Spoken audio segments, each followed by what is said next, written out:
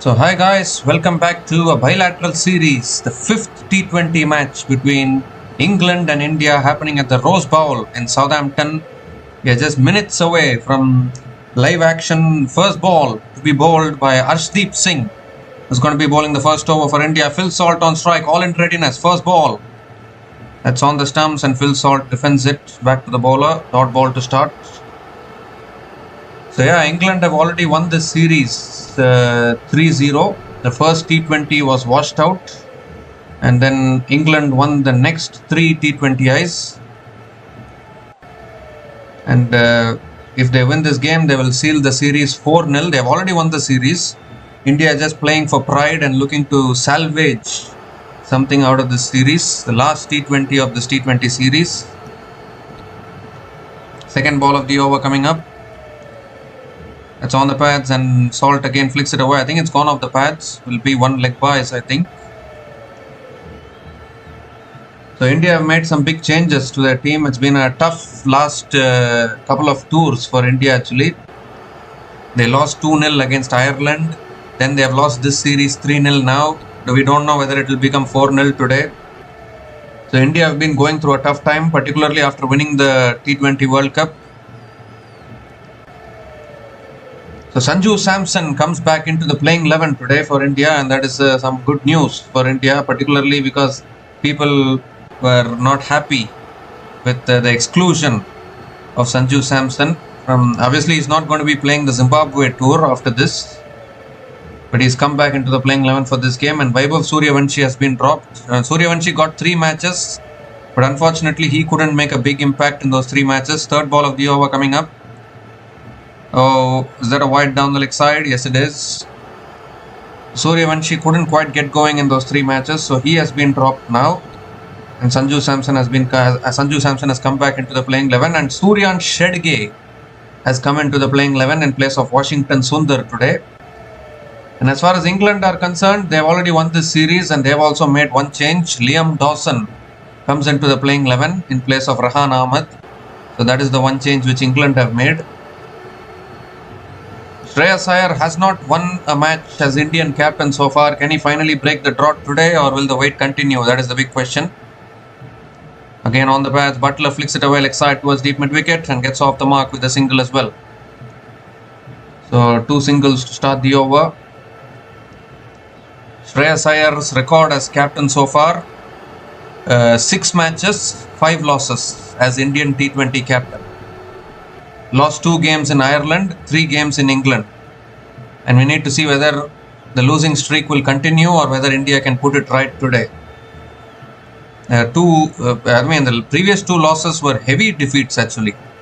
India got bowled out for 76 in the third T20, and then in the fourth T20, England chased down 159 in less than 14 overs almost. As we see another good delivery there, extra bounce for Arshdeep.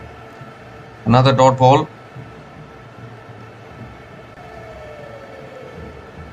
Shreyas Iyer, not a great start for him as Indian T20 captain. And if you add the IPL losses as well, the losses comes to 11 losses out of the last 13 games. 1 match was washed out, and then 1 match Shreyas Iyer won as captain against Lucknow Super Giants, the last match of the group stage for Punjab Kings. They won that game against Lucknow. Again angling in, swinging in. It's gone off the pads. I think he's hurt himself here, Phil Salt, in the process. I don't know where he's gotten hurt. So this match, the start of this game has gotten delayed because Indian team got stuck in traffic, it seems. Salt is back and up. Indian team got stuck in traffic, so the toss happened at 7:15 and match has started at 7:30 IST.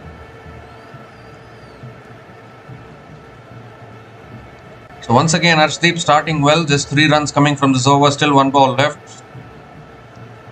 Salt was hopping a little bit there. Ball getting hit on the thighs probably. Last ball of the over coming up. And this time again on the pads, again flicked away towards deep mid wicket. And Phil Salt picks up another single to finish the over. 4 runs came from that over from Arshdeep Singh. And England are now 4 without loss after 1 over.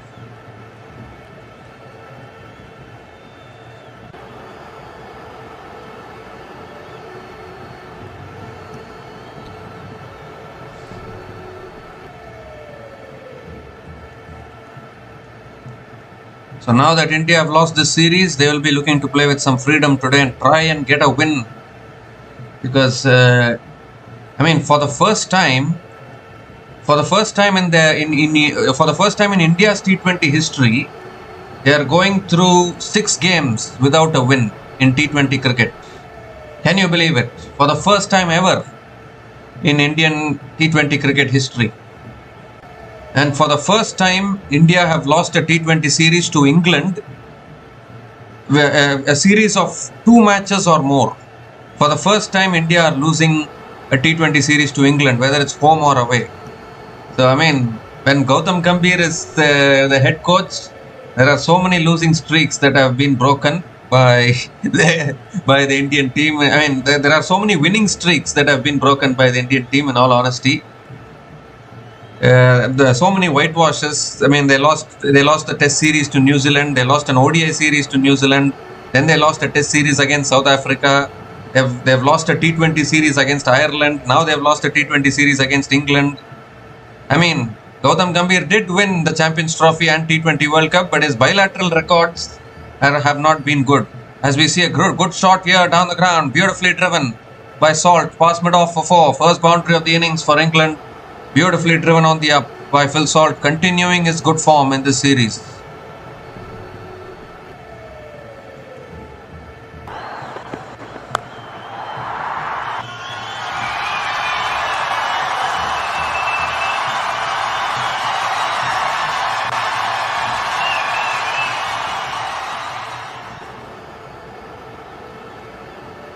This time it's back of the length and Phil Salt goes onto the back foot, defends it towards covers. Prasidh Krishna will bowl those hard lengths, also gets hit at times. Suryavanshi not playing today, I have to feel for him. Got 3 opportunities, but this is international level. You need to perform, otherwise you will get dropped. Suryavanshi, I think, will learn it the hard way. He has a lot of time left. That's picked up by Salt, but deep square leg takes the catch. Straight down the throat of the fielder at deep square leg, and Prasidh Krishna strikes for India here. Phil Salt, unfortunately, unable to contribute much today. It was in this slot actually, but he's picked it up straight into the hands. And the fielder made no mistake. So an early breakthrough here for India. Salt has to go. The last 2 games he has batted really well, but today nothing from him today, that is for sure. So Phil Salt departs after scoring 6 runs from 9 balls. Prasidh Krishna gets the breakthrough, and England are now 8 for 1 after 1.4 overs.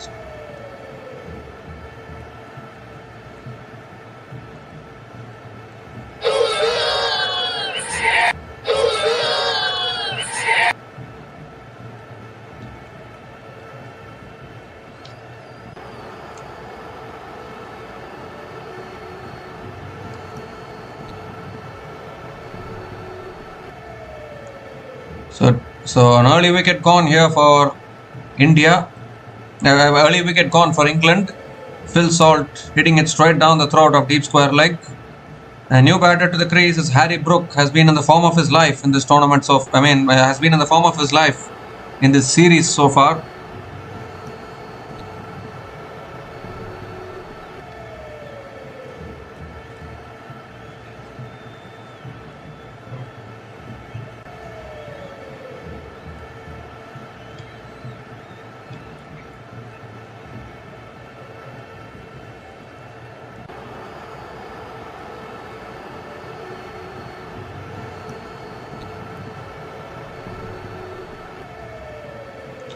The 5th ball of the over.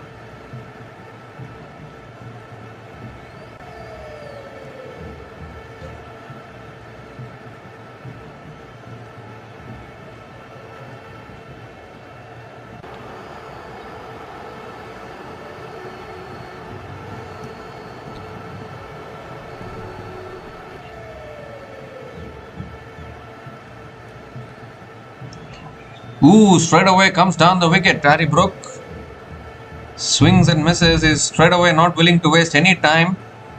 Always wants to go after the opposition. Beating the outside edge there. Last ball of the over coming up. That's pulled away leg side again. It's in the air, but it's in the gap. It won't reach the boundary, but Harry Brook will get off the mark in Harry Brook style. Picks up a couple of runs to get off the mark and finish the over.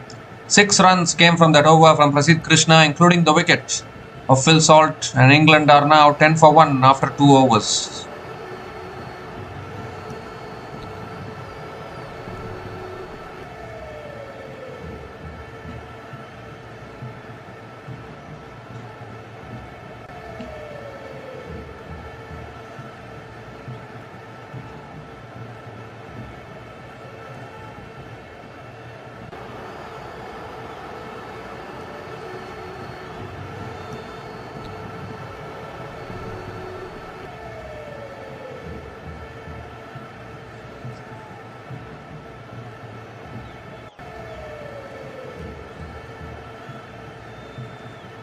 So Arshdeep Singh will be continuing into his second over. England are 10 for 1 after 2 overs. Josh Butler is on strike. Arshdeep Singh dismissed Josh Butler twice in this series so far. That's full driven. Oh, good fielding at point. Really good fielding at point. Another dot ball to start the over.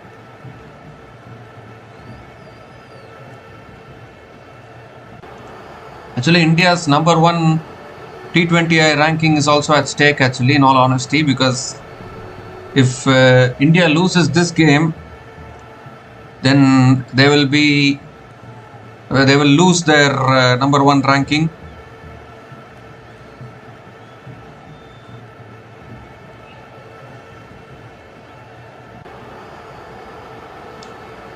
This time defended again down the ground. Back to the bowler. Another dot ball.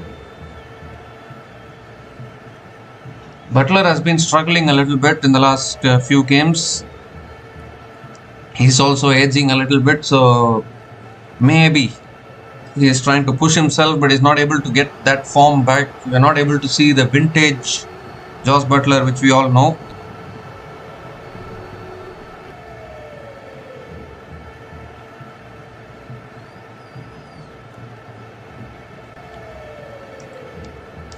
This time flicked away again by Butler towards deep square leg. And Josh Butler picks up another single.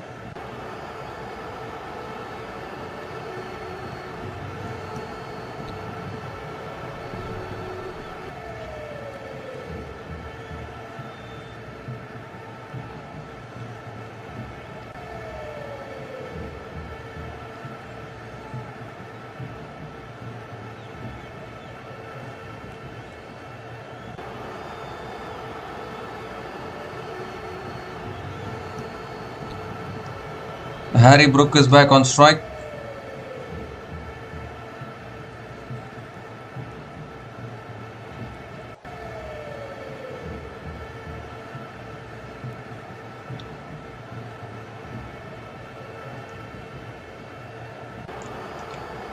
It's again on the pads. Brook flicks it away leg side. Deep mid wicket is placed there. And Harry Brook picks up another single.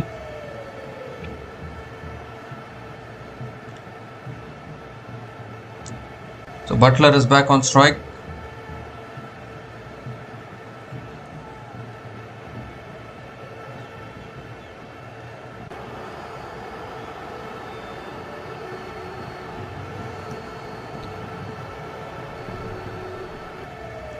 Two more deliveries left in this over. Butler is going to surely go for it. It's short. He pulls it away leg side.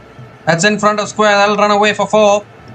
Too short on that occasion from Arshdeep Singh, and put away by Josh Butler. Picks up his first boundary in this innings.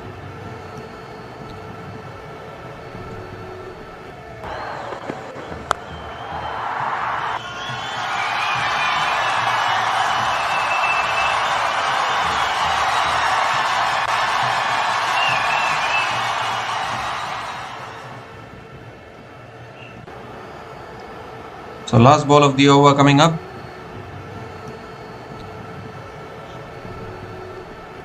Down the track, inside edge, towards square leg. And Butler picks up another single to finish the over. 7 runs came from that over. And England are now 17 for 1 after 3 overs.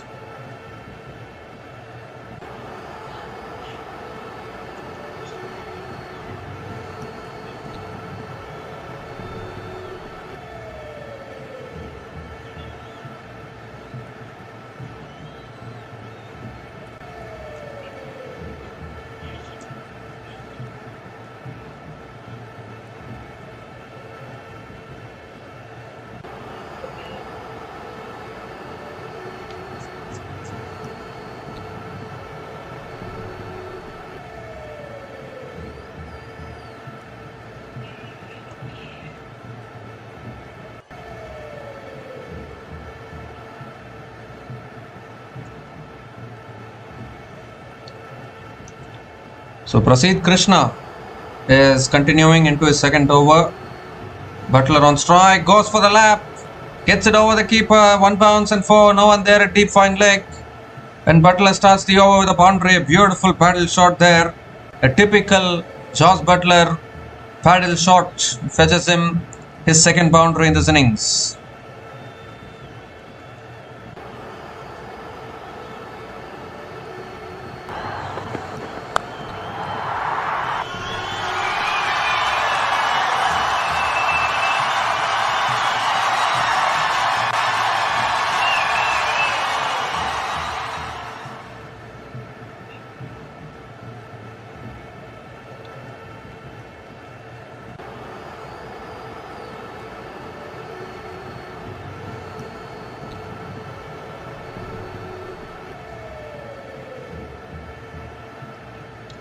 Ooh, he gives himself room, looking for the drive. Misses it completely. Another dot ball from Prasidh Krishna.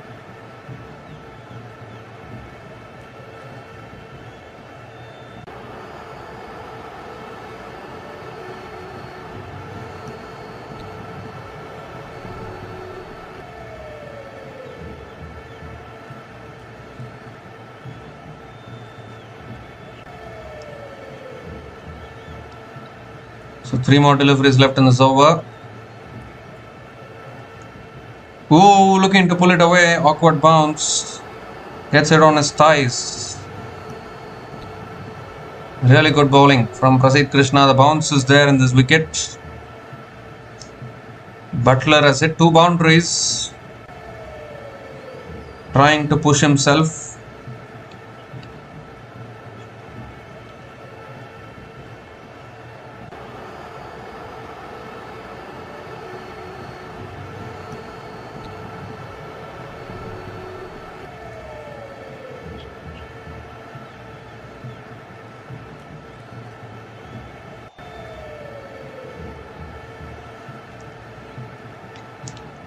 Oh, that's in the slot. And Butler goes over long on for 6.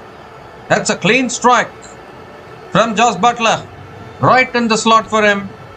And he just hits through the line. The first 6 of this innings for England. None other than Josh the Boss with the 6. Over long on.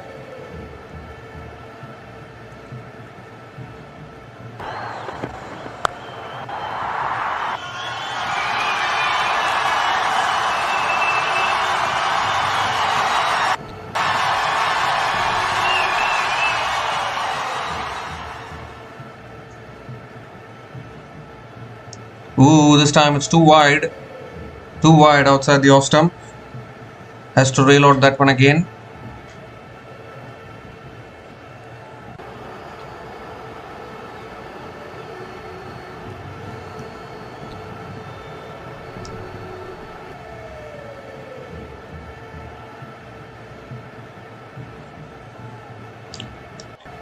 Two more deliveries left in this over.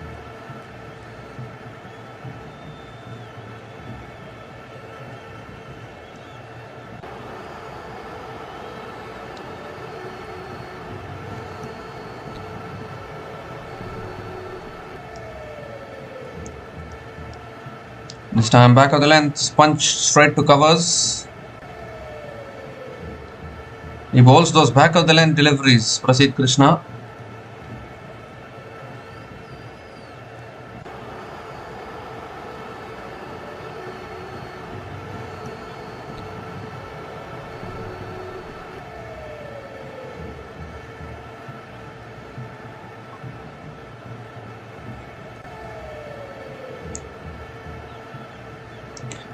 So one more delivery left in this over. Decent start from England. They've lost the wicket of Phil Salt. But we have seen in this series that someone or the other always stands up for them. We have seen Phil Salt, Harry Brook, Jacob Bethel, all of them having good series. Even Josh Tongue in the last couple of matches. Oh, shot again, pulled away fiercely, but one bounce to deep mid wicket, and Butler will pick up another single to finish the over. Expensive over from Prasidh Krishna. 12 runs came from that over, and England are now 29 for 1 after 4 overs.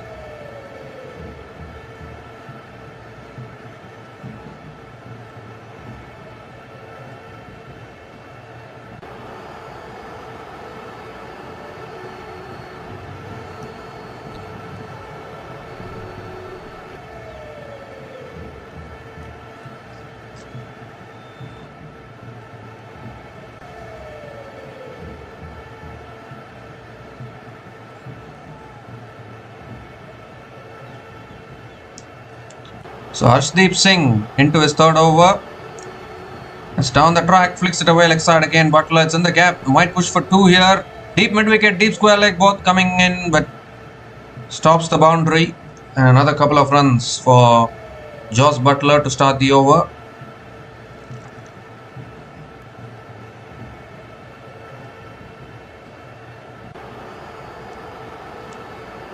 Butler now 20 from 13 balls. Is this his day today?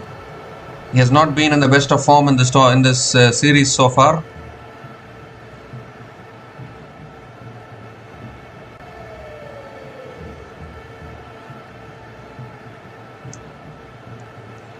Oh, goes for the reverse, gets it over the keeper and past third man and 4 more. Innovation at its best from Butler. If you need to learn about innovation, you can learn it from Jos the Boss, that is for sure.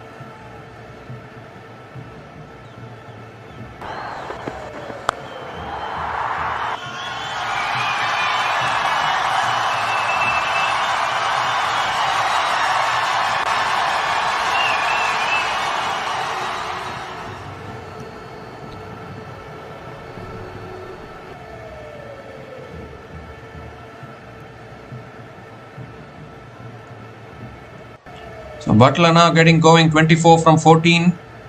Still 4 more deliveries left in this over. Down the track, goes big again. He's got hold of that, all right. That's gone all the way for 6. So long on. Jos Butler is on full flow here, using his feet on this occasion and smashing Harshdeep Singh over deep mid wicket. 4 and a 6 here from Butler is starting to look dangerous, and India under pressure once again.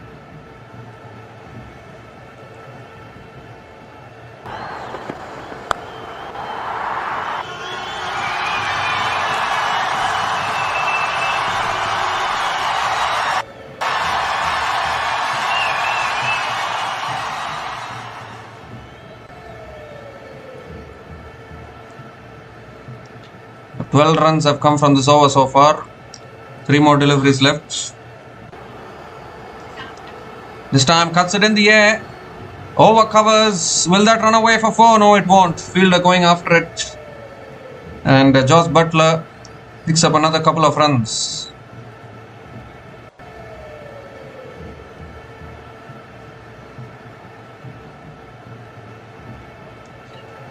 Two more deliveries left in this over. 14 runs have come from this over so far.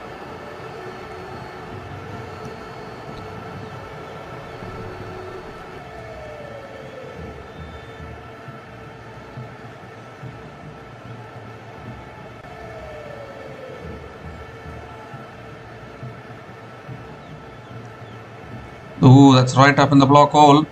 Butler drives it towards covers, straight to the fielder. And another dot ball from Harshdeep Singh.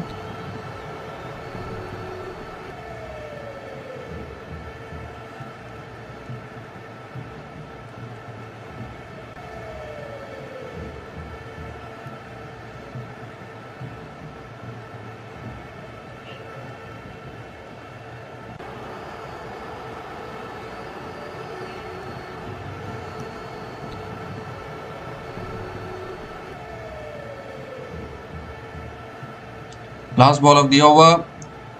That's flicked away again out towards deep square leg.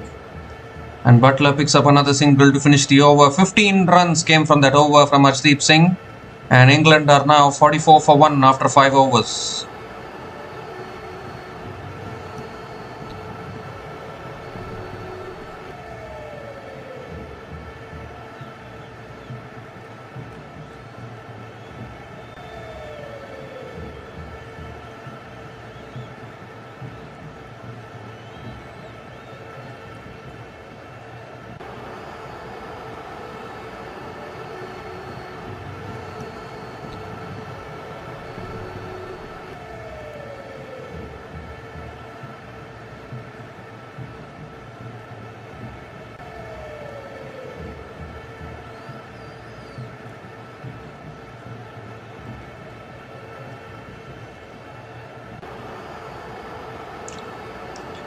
So Prince Yadav is the new bowler into the attack, has been very impressive in this series, particularly in the third T20 game where he picked up a lot of wickets. The way he dismissed Butler in that game as well was a highlight of a delivery.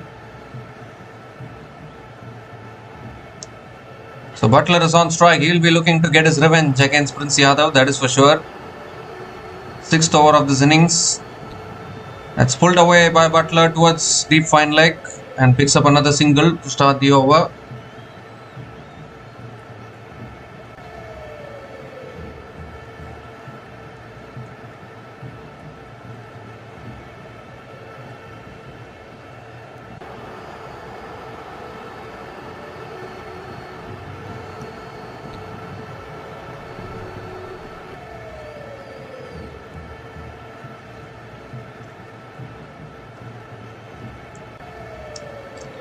The second ball of the over coming up from Prince Yadav. Oh, that's pulled away leg side. It's high in the air though. He was looking for the big shot. It's gone. Oh my goodness. The fielder at third man running all over it. And he completely misjudges it and in the end unable to catch it. It's Shivam Dubey, I think. Dear oh dear. Harry Brook was looking to hit it leg side. It was a big top edge. Shivam Dubey, he didn't know where the ball was coming. He was running in circles there. And in the end makes an absolute meal of it. I think it went to the back of the bat probably. It was always going to be a difficult catch and Shivam Dubey got himself into the worst possible position to take the catch, and in the end Harry Brook survives and picks up a couple of runs. Third ball of the over coming up. Harry Brook definitely taking his chances, comes down the wicket, pulls it. He's got all of that. He's got all of that, all right. That's gone massive over deep mid wicket for 6. 50 comes up for England. 50 comes up in 5.3 overs at the loss of 1 wicket. And Harry Brook has started with a 6 as well.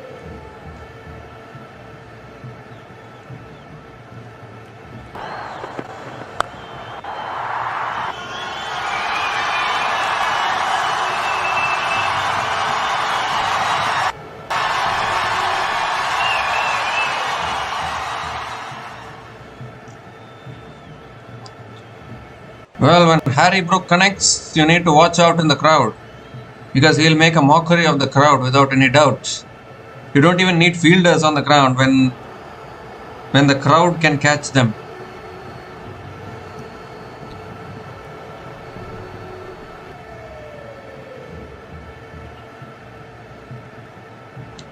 Well, he goes again and same result. Back-to-back 6s for Harry Brook. Brings up the 50 partnership as well between these two batters. Partnership of 51 from 24 balls between Jos Buttler and Harry Brook. And once again England finding ways to put pressure on the Indian bowling attack.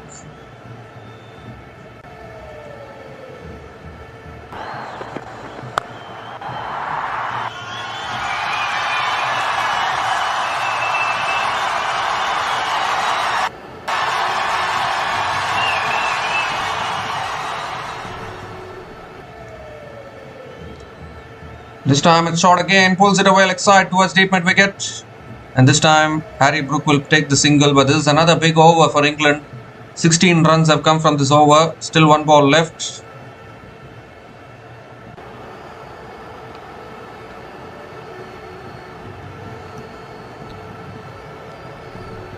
Last ball of the over coming up. Ooh, full again, looking to flick it away. And Butler again picks up another single.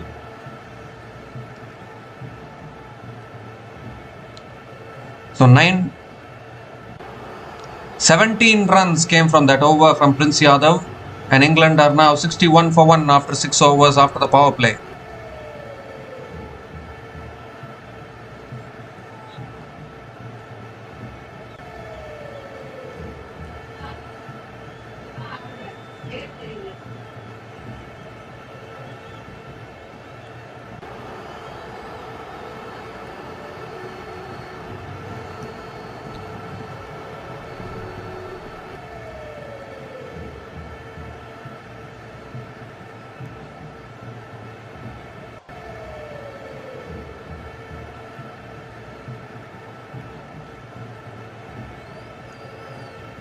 So 17 runs came from that over from Prince Yadav.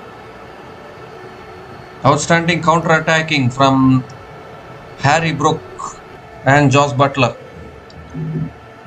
That's the thing about this England team. They'll always come hard at you. Remembering how they scored 300 once in a T20 game. Akshar Patel, new bowler into the attack. Butler goes for a switch hit towards deep extra covers and picks up another single.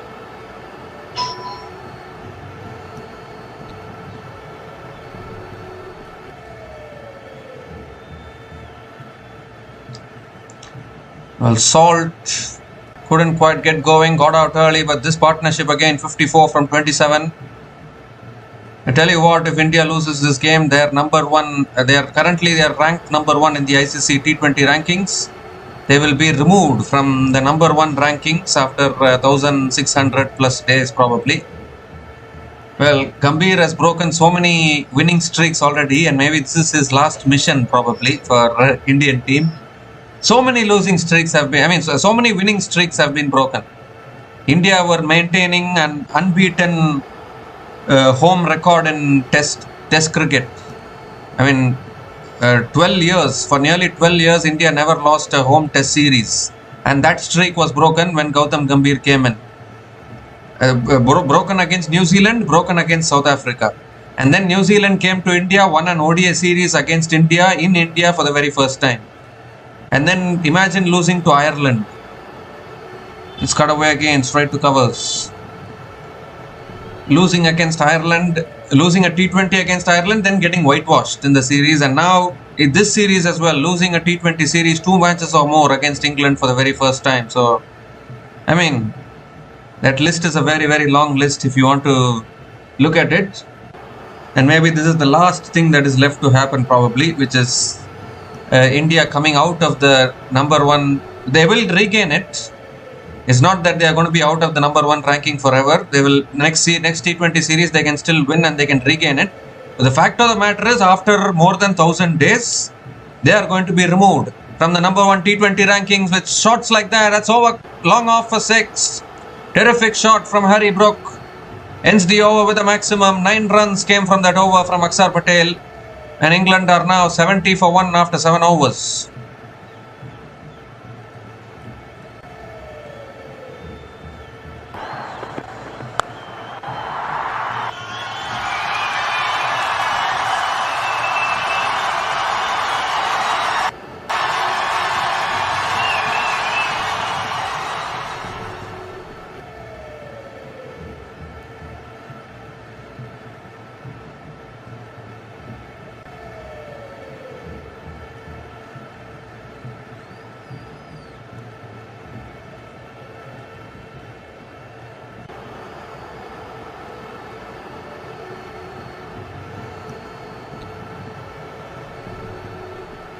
So Akshar Patel hasn't been at his best in this series so far. Suryan Shedge is the new bowler into the attack. That's a slow ball. Butler drives it straight to covers. Another dot ball to start the over.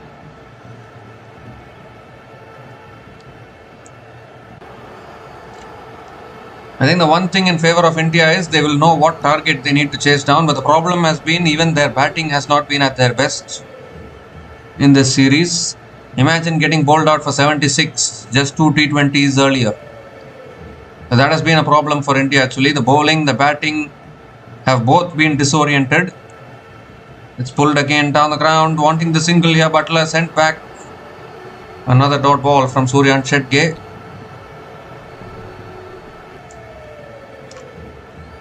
Suryan Shetge making his way back into the Indian team. He played one T20 in Ireland. India lost that game. He's gotten another opportunity here.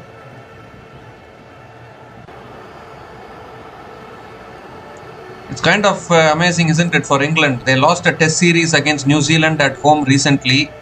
They lost the Women's T20 World Cup final at home recently.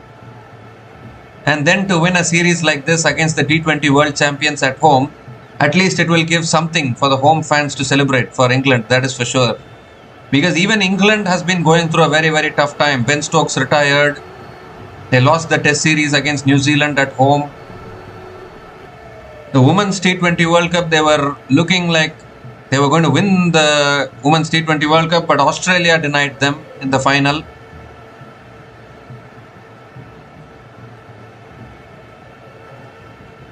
This time driven again by Butler, straight to covers. And another dot ball from Suryan Shetge.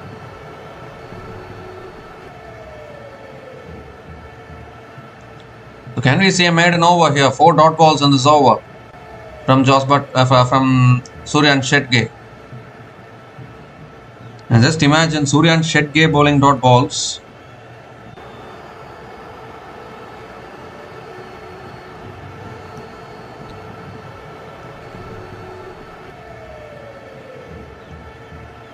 This time guided again. It's in the gap. Beats that fielder at point. It won't reach the boundary. Jos Buttler will pick up another couple of runs.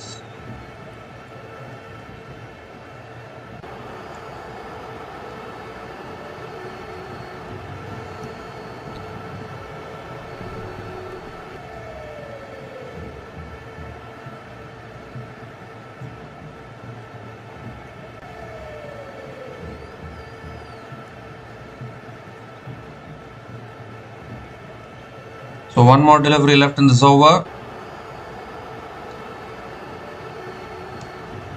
This partnership now looking really good for England. This time drives it again towards covers. Shy at the stumps there, but Butler completes the single to finish the over. 3 runs came from that over from Suryan Shetge, and England are now 73 for 1 after 8 overs.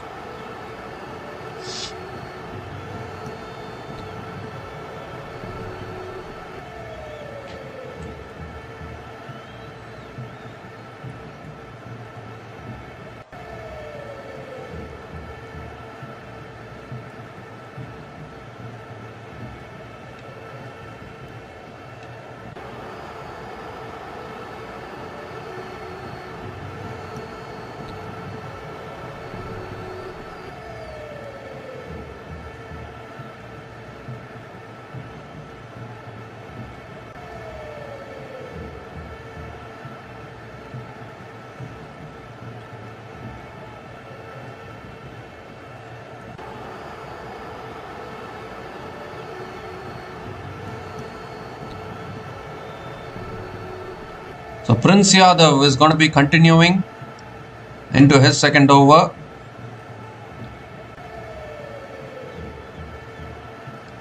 Jos Buttler is on strike.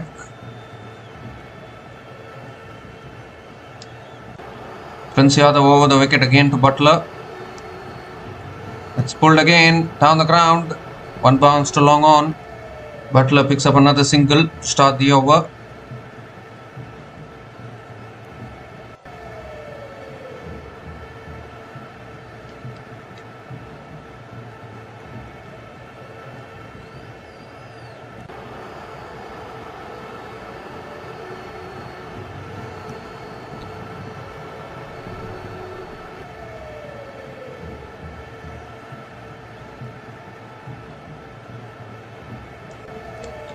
So Harry Brook is back on strike.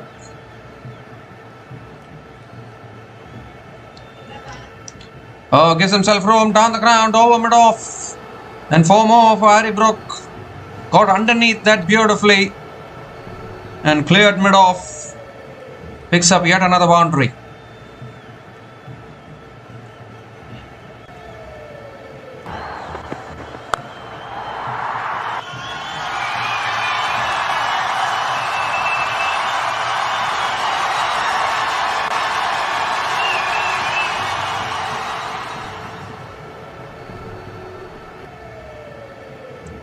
So this partnership now 70 from 41 balls between these two batters. That's driven again by Brook out towards deep extra covers. Harry Brook picks up another single.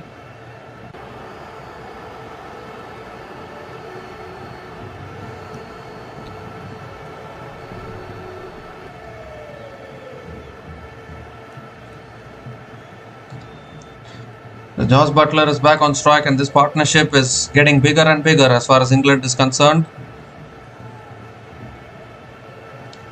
Looks like they're not going to go down without whitewashing. I won't say whitewash because the first T20 ended in a no result. Goes with the top edge over the keeper, and that'll run away for 4 as well. Runs continue to flow for England.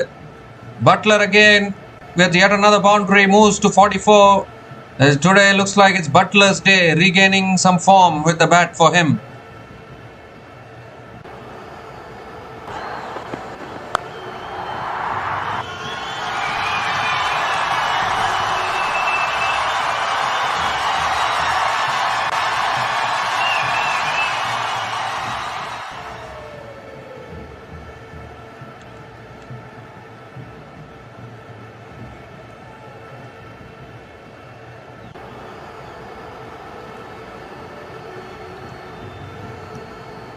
Oh, that's too wide. Too wide from Prince Yadav. Has to reload that one again.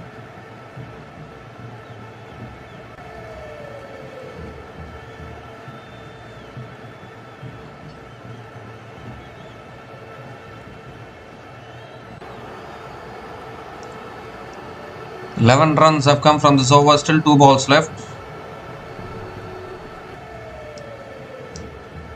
That's full again. Much better bowling. Prince Yadav is bowling well when he bowls it full and in the block hole. That is exactly what he did to dismiss Butler in the third T20.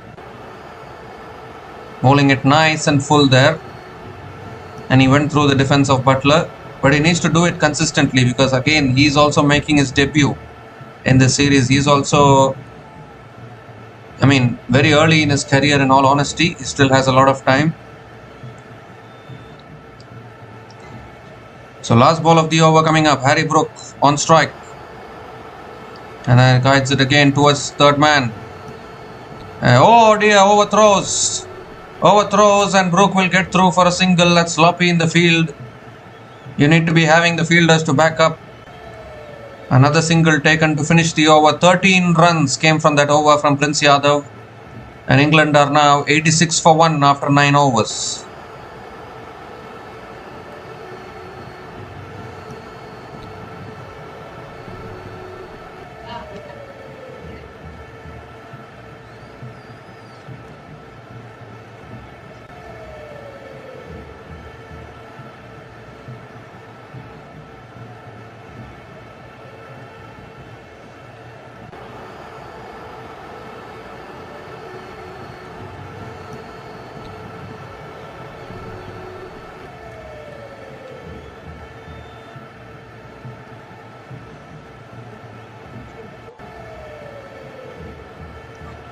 So Akshar Patel into his second over. That's tossed up. And Brook goes over long off for 6. Terrific shot there from Harry Brook. Nicely tossed up there from Akshar Patel. And Brook, it's a clean strike over long off. Starts the over with the maximum.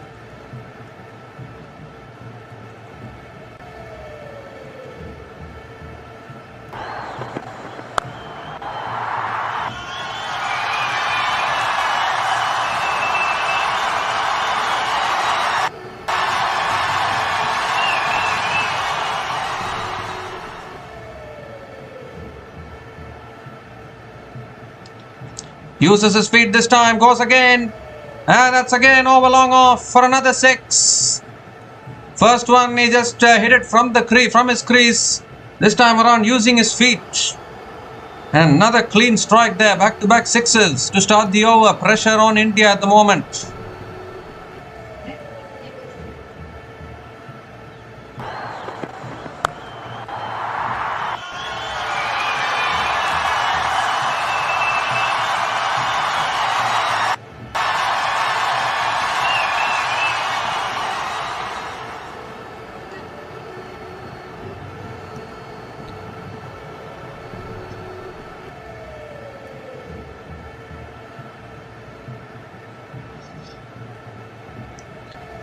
So he changes his angle now, coming over the wicket, but it doesn't matter. It's cut away again by Harry Brook. Out towards deep extra covers for 4. Vacant spaces at deep extra covers. 6-6-4 from Harry Brook. Is nearing his half century here, and 100 comes up for England. 100 comes up in 9.3 overs at the loss of 1 wicket.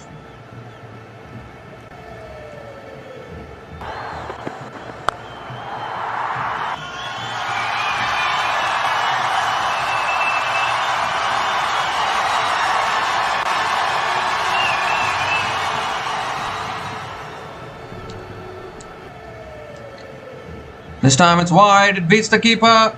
That'll run away for 4 as well. More runs here. 5 extra runs to the total. What is happening here with Akshar Patel? Very, very wayward over. 5 extra runs. 21 runs have come from this over already. And still 3 balls left. This over is a big over for England.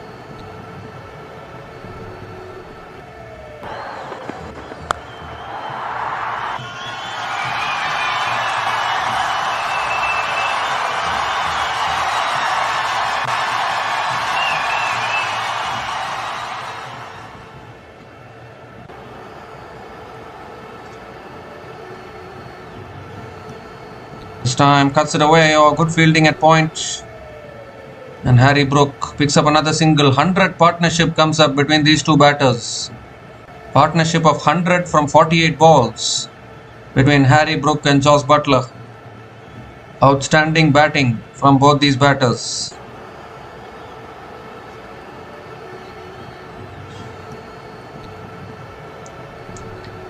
This time Buttler punches it on the back foot. Towards covers again, picks up another single.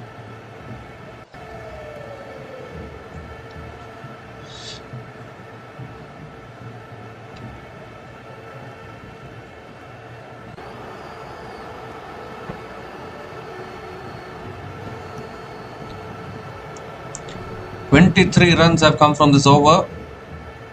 Last ball of the over coming up. Flicks it away again. Harry Brook towards deep mid wicket, coming back for 2, and Brook will pick up another couple of runs, and yet another half century from the England captain. 50 from just 19 balls with 2 boundaries and 5 maximums at a strike rate of 263.16. Once again, the England captain leading from the front. His second 50 in this series as well. Back-to-back 50s for Harry Brook. And another good over for another big over for England. 25 runs came from that over from Akshar Patel, and England are now 111 for 1 after 10 overs.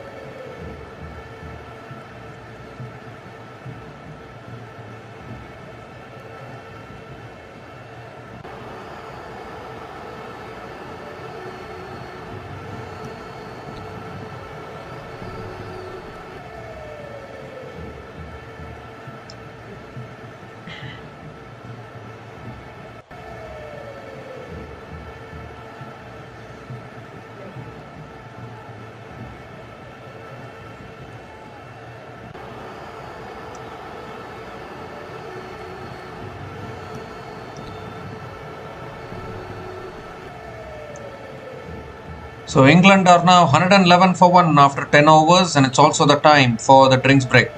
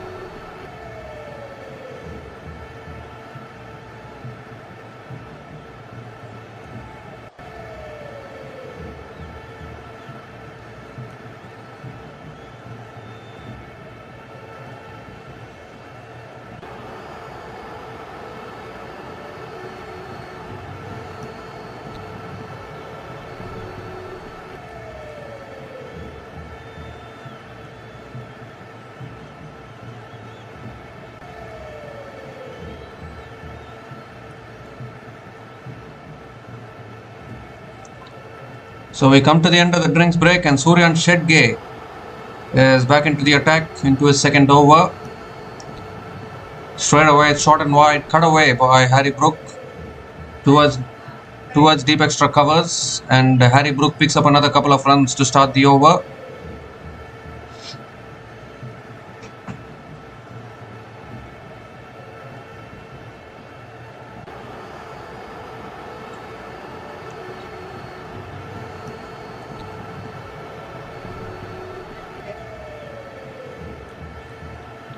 Second ball of the over. This time driven again out towards deep extra covers. The fielder at deep extra covers can only watch as the ball races away to the boundary as well and brings up another half century, this time for Jos Buttler. He has been struggling for form in this series. Couldn't quite contribute in the previous few matches. But he is back to his best. He is back to what he's known for. 52 from 34 balls. And this partnership is causing a lot of damage for India.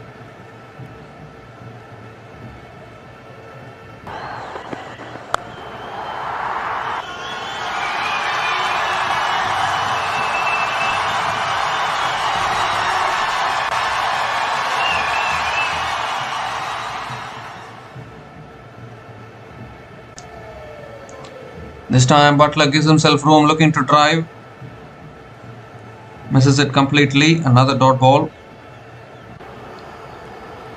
52 from 35 balls with 5 boundaries and 2 maximums at a strike rate of 148.57. A strike rate of 148.57 for Jos Buttler.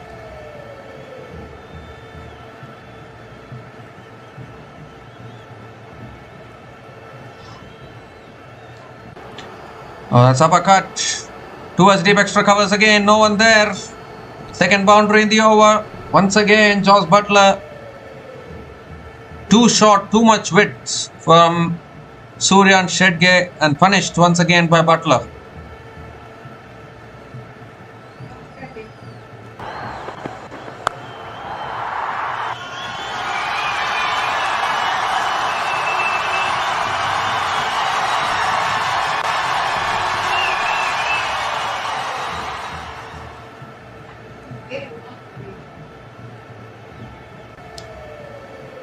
So 2 more deliveries left in this over.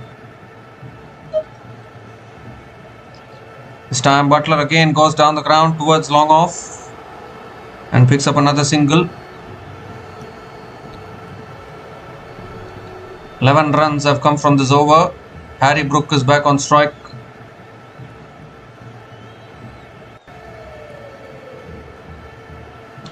This partnership now 114 from just 55 balls between Harry Brook and Jos Buttler.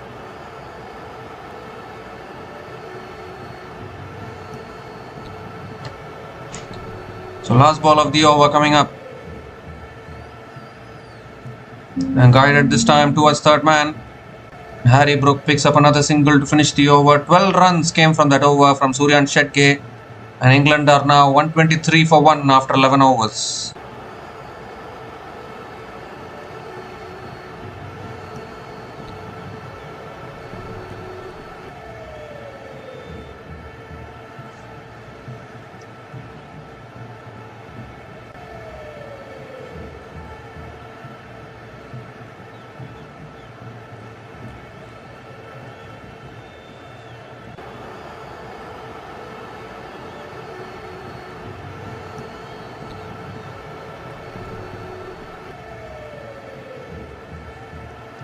So Akshar Patel, continuing into his third over, had an expensive previous over. Went for 25 in that over. Tossed up this time. Harry Brook drives it again towards deep extra covers. Picks up another single to start the over.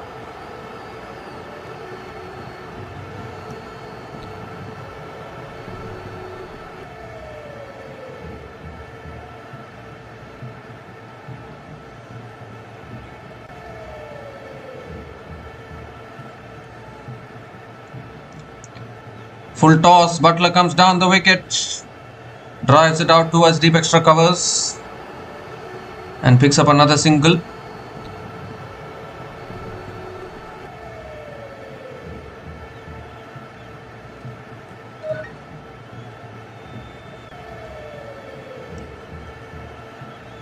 Picks up a couple of runs, in fact. This time swung leg side, deep mid wicket. Cannot get to it. It's in the gap for 4 again. There's nothing that these two batters can't do today. Everything that they are hitting is going only one place. It's only going to the boundary. You don't even need fielders on the ground when runs are flowing like this.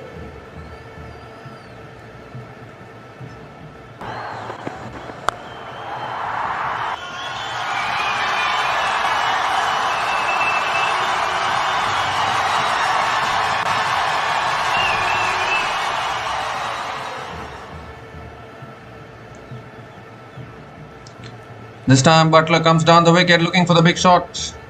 It's towards square leg. And Butler picks up another single.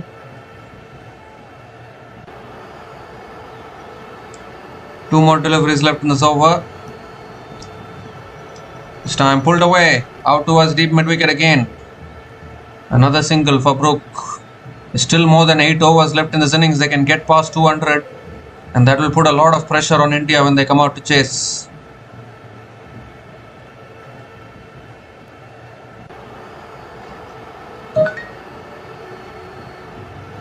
Last ball of the over goes for the switch hit again towards covers and another dot ball to finish the over. So 9 runs came from that over from Akshar Patel, and England are now 132 for 1 after 12 overs.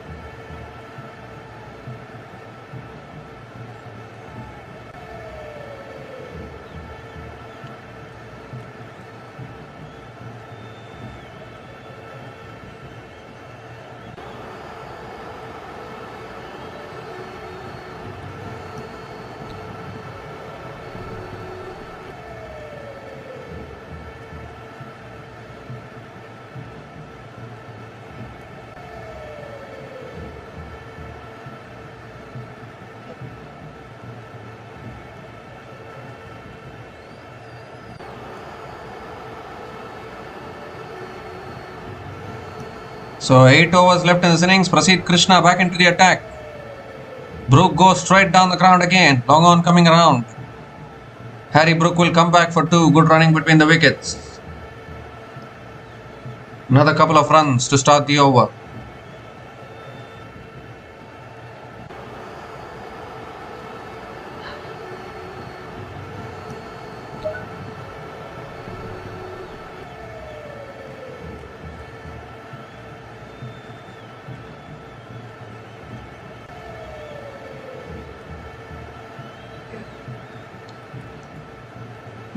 Looking to guide it away, looking to use the pace. Pace on offer there for Prasidh Krishna. And another dot ball.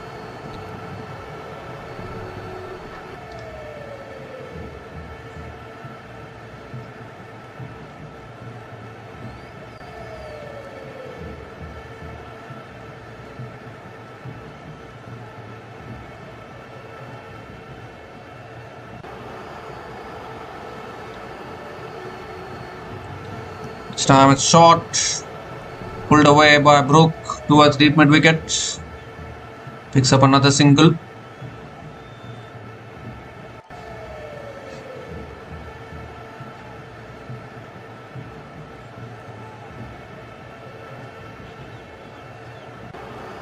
So 3 runs from the first 3 balls of this over, still 3 balls left.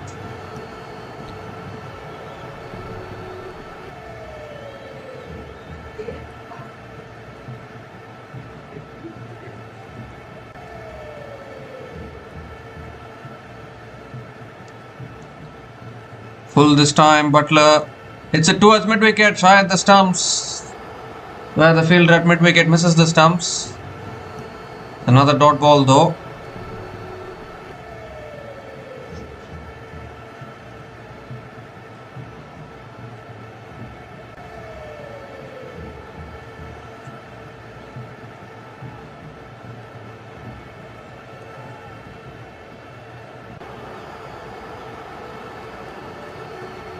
Oh, pulled away this time by Butler. One hand coming off the bat, but it doesn't matter. It's gone sailing over deep square leg for 6. One hand came off his bat. I don't think he got hold of it fully. But it doesn't matter as far as Josh Butler is concerned. Because he's been in golden touch today. Moves to 70 from 43 balls. Picks up his 3rd maximum in this innings.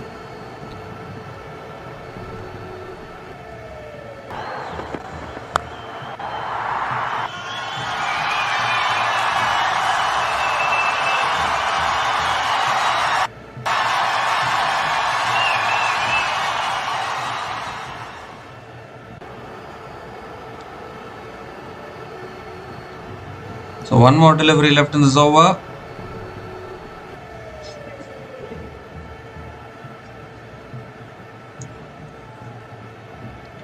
Last ball of the over coming up. Ooh, going for the reverse.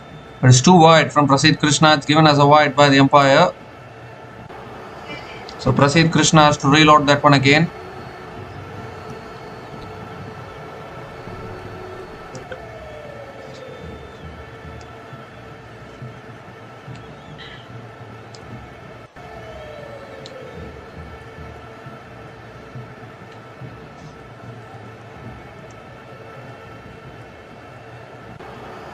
So 10 runs have come from this over. Last ball of the over coming up. Right up there in the block hole again. Butler hits it down to long on. And picks up another couple of runs to finish the over. 12 runs came from that over from Prasidh Krishna. And England are now 144 for 1 after 13 overs.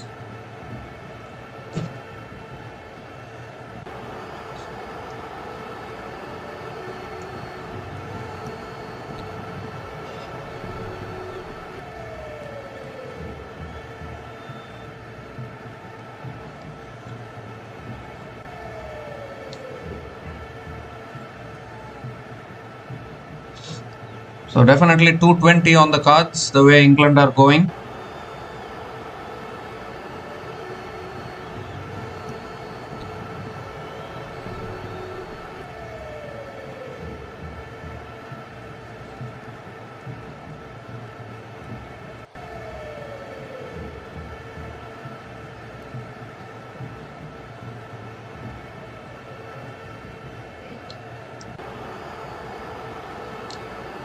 Suryan Shedge is back into the attack now. He still has a couple of overs left. He's into his 3rd over.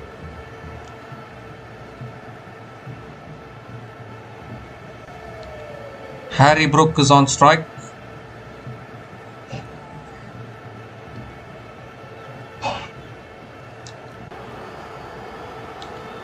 Shedge coming over the wicket. That's smashed again towards deep extra covers. Good fielding at deep extra covers. Harry Brook will pick up another couple of runs to start the over.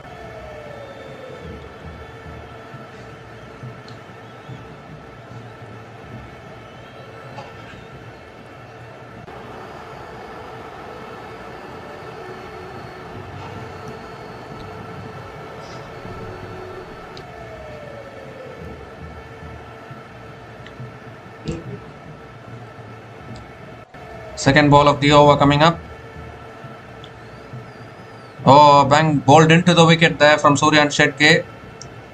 Harry Brook looking for the uppercut. Unable to make connection. Another dot ball from Suryan Shedge.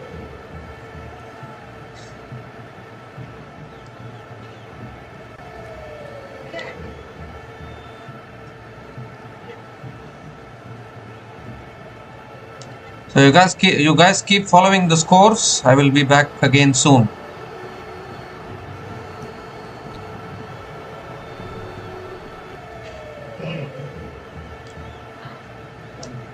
Oh, he goes straight down the ground for 6. Harry Brook again, right in his slot. Hits it straight down the ground for 6. 150 comes up for England. 150 comes up in 13.3 overs. They are racing along here in this innings. But yeah, we'll be back again soon. Keep following the scores.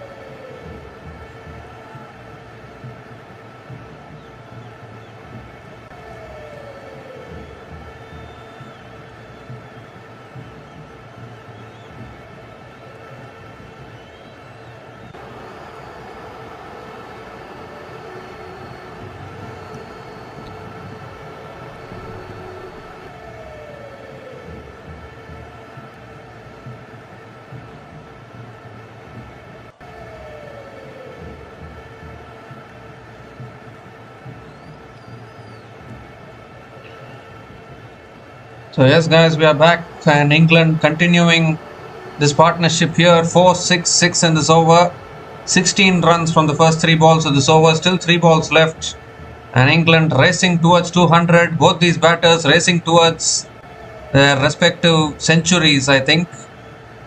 And at the moment, unfortunately, the Indian bowlers looking clueless. Everyone getting teared apart into all parts of the ground.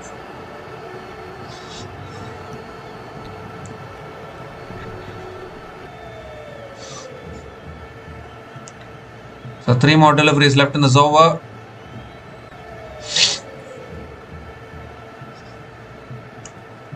And is the keeper coming up to the stumps for India?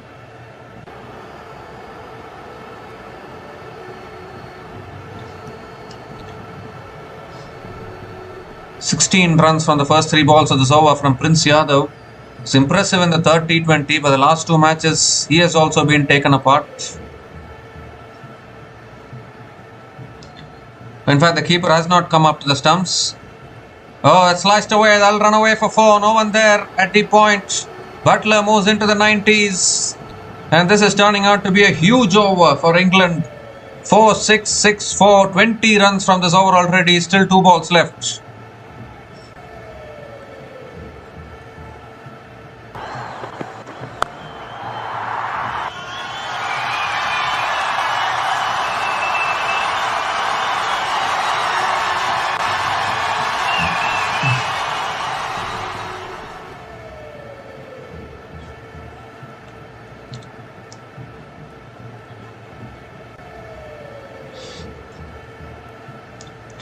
Two more deliveries left in this over. Full again. Buttler again drives it towards deep extra covers and picks up another single.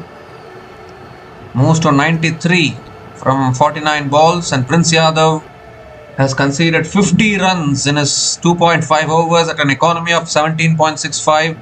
And this partnership now 181 from just 79 balls between Harry Brook and Josh Buttler. And I think in this Indian T20 team, they really need some reflecting upon, because this is completely unacceptable from a T20 world champion, back-to-back T20 world champions. They defended the T20 World Cup this time around.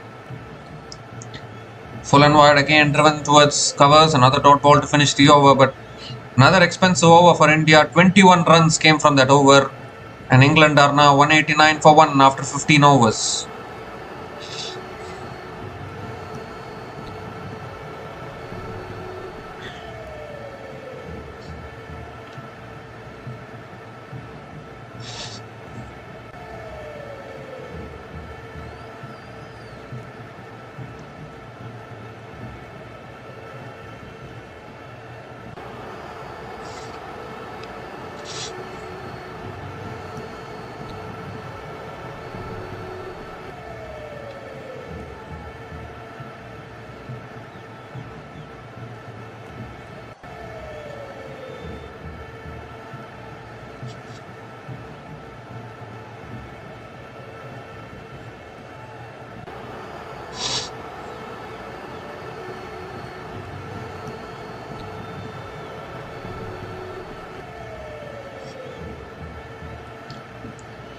So 5 overs left in this innings,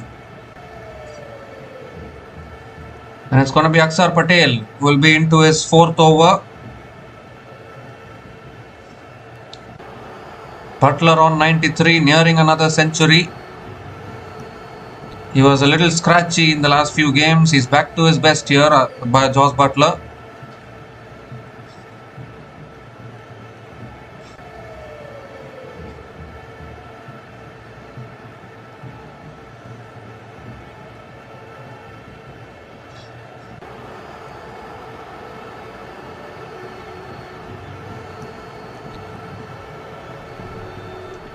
This time cuts it away out towards deep extra covers.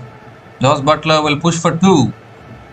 Picks up another couple of runs to start the over. 190 plus on the board. And you would think they can even get to 250 from here, in all honesty. And I don't know how India are going to chase it down. Now 250 is not enough to defend in Indian conditions, but in foreign conditions, it's more than enough. Oh, shot pulled away. 6 and a century for Josh Buttler. Wow, what an innings this has been. Completely unexpected innings from Josh Butler, who has been out of form for quite a long time. Didn't have a good T20 World Cup. Had a very on and off IPL season. And even in this series, the first 5 matches, he showed glimpses but was not able to. The first 4 matches, he showed some glimpses here and there but was not able to kick on. But today, he's back to his best. Second century in T20 internationals for Josh Butler. 101 from just 51 balls with 9 boundaries and 6 maximums at a strike rate of 198.04. Completely taking apart the Indian bowlers today.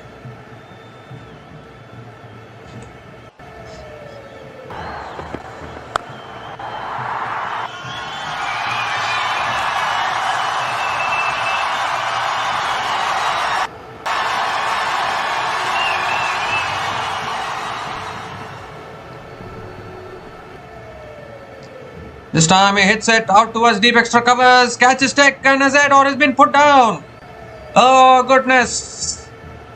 It's been put down. Butler picks up another single. That was such an opportunity to break this long partnership. But it has gone begging. Everything going wrong for India here. Brook is back on strike. Short and Brook goes leg side again. He's headed even further.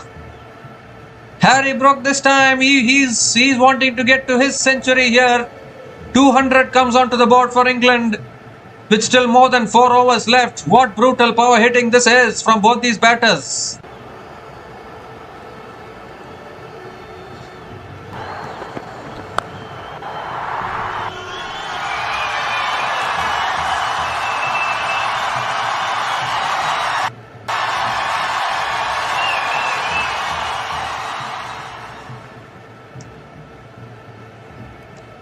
This time Aksa Patel over the wicket, full this time, and Harry Brook drives it out towards deep extra covers and picks up another single.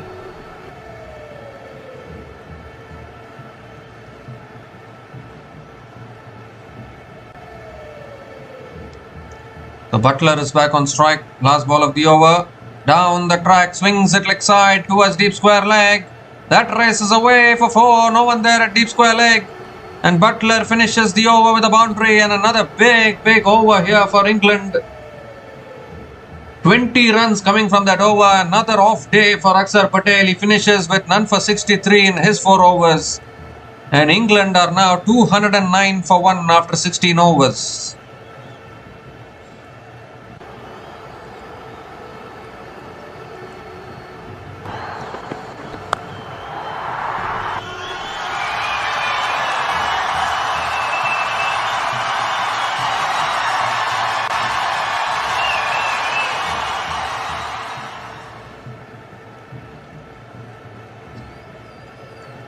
It also brings up the 200-run partnership between these two batters. Partnership of 201 from 86 balls between Harry Brook and Josh Butler. Insane partnership. And they can even get to 250 with still 4 overs left in this innings. And the Indian bowlers absolutely clueless, winning the toss and bowling first today. But again, very disappointing performance from India, who are expected to at least win one game, playing for pride, at least not get whitewashed again. It won't technically, it won't be a whitewash, but it will be a half whitewash because 4-0. I mean, England winning the series 4-0 in a 5-match T20 series is still a hammering. The first T20 got washed out, otherwise it could have been 5-0 in all honesty.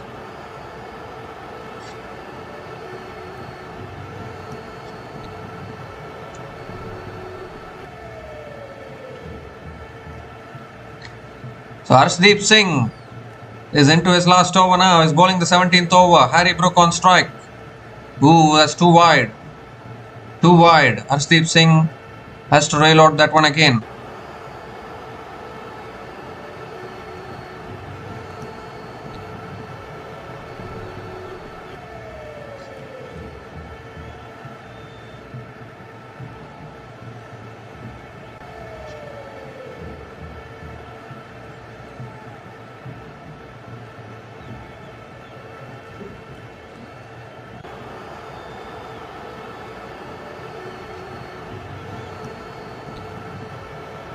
So Harry Brook looking to get to his century here.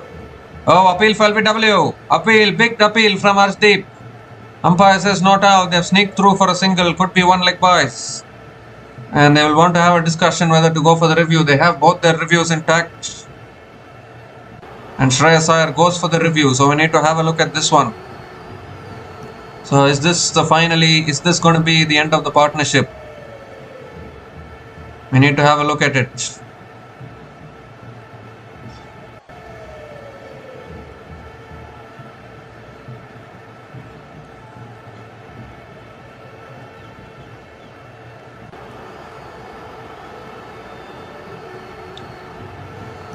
Could it be sliding down the leg side? That is the big question.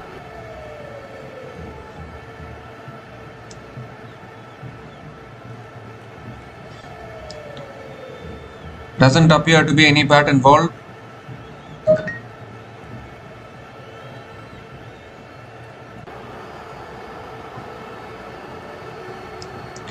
Could it be pitching outside leg? It's pitching outside leg, so the decision will remain not out. Oh dear, oh dear.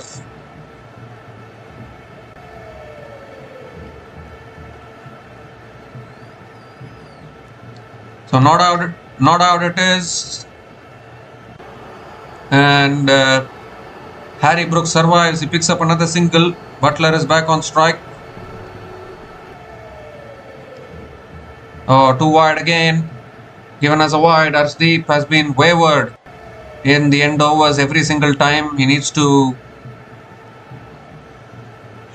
get his line right here. Cannot keep on bowling wides.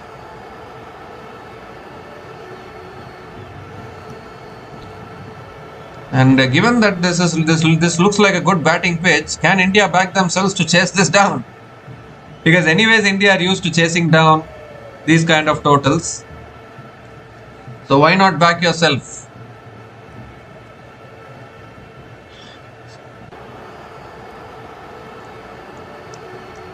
This time Butler drives it down the ground towards long off and picks up another single.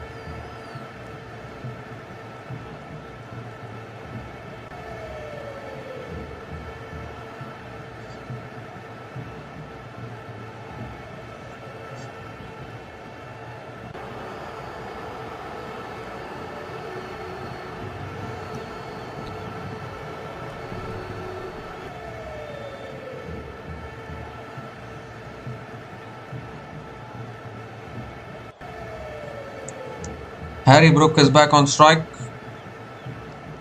Ooh, again too wide, I think. He has given us a wide by the umpire. So again Harry Brook has to, again Arshdeep Singh has to reload that one again.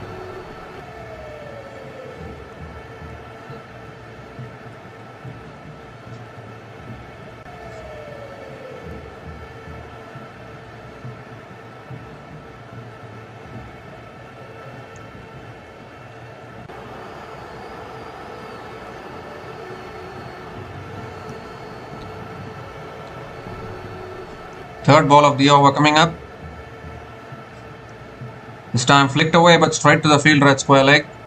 So finally a dot ball after quite a long time.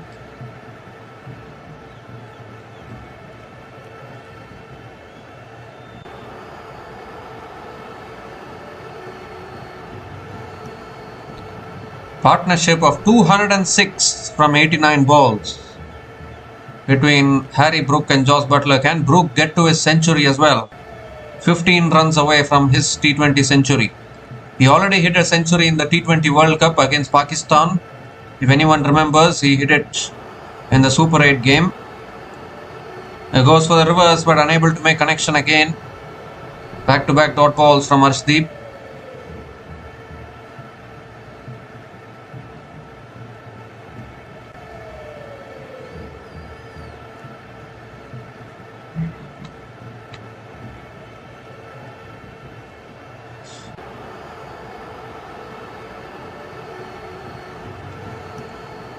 Two more deliveries left in this over.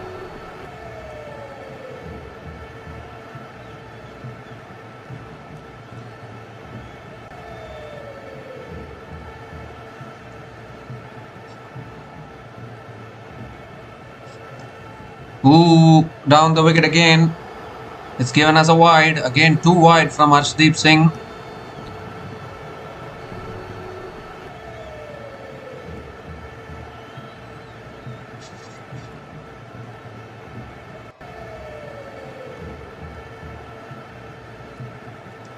Two more deliveries left in this over. Harry Brook on 85 from 38 balls. Continuing his good form with the bat.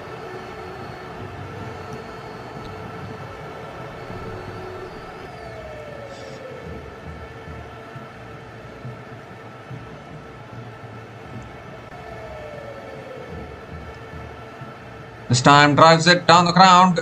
Long off. Puts in the dive. Harry Brook will pick up another single. It's been a long over this. So many wides, so many extras in this over. 7 runs have come from this over already. Still 1 ball left. Butler is back on strike.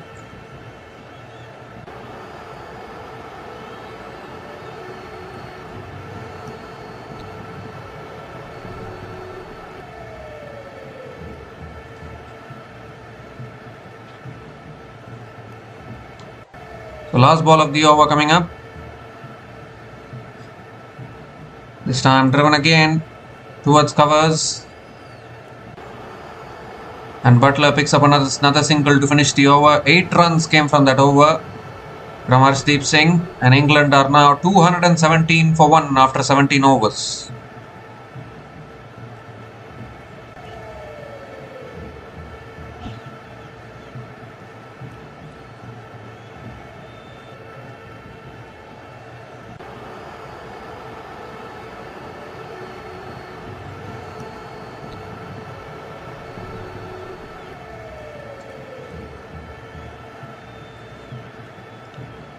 So 3 more overs left in this innings. Butler has completed his century. We're just waiting to see whether the England captain can also get to his century. But the India men's team, I really don't know what has gone wrong. I mean, if anyone had told me that India would go to Ireland and get whitewashed 2-0 and then India will lose 4-0 in England, I would have laughed at them if anyone had told me that before the start of this entire tour. But that is exactly what is happening. Can't believe it. And that is the thing, isn't it? India, I mean, they won the men's T20 World Cup in 2024. Then they won the men's T20 World Cup again this year. So they've set high standards for themselves.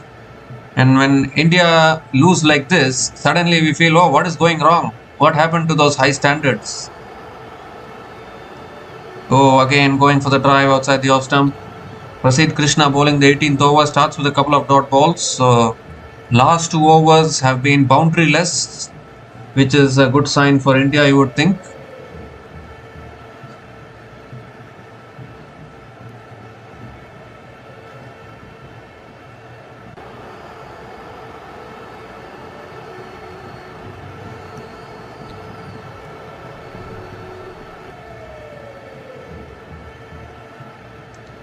Full toss, Butler goes in the air. Again eluding that fielder. It's been that kind of day. And Josh Butler picks up another couple of runs.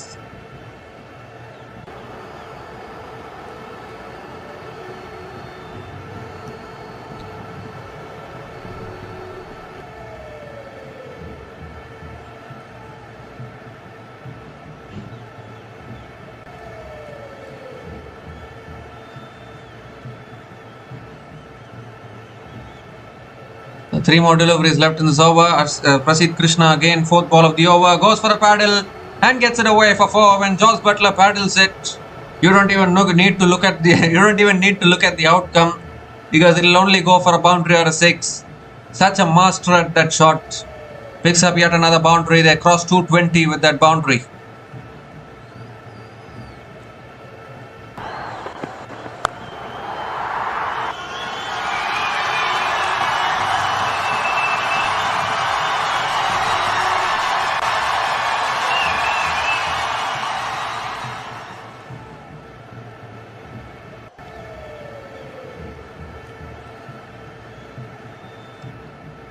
This time goes for the reverse. It's towards point. And Butler picks up another single.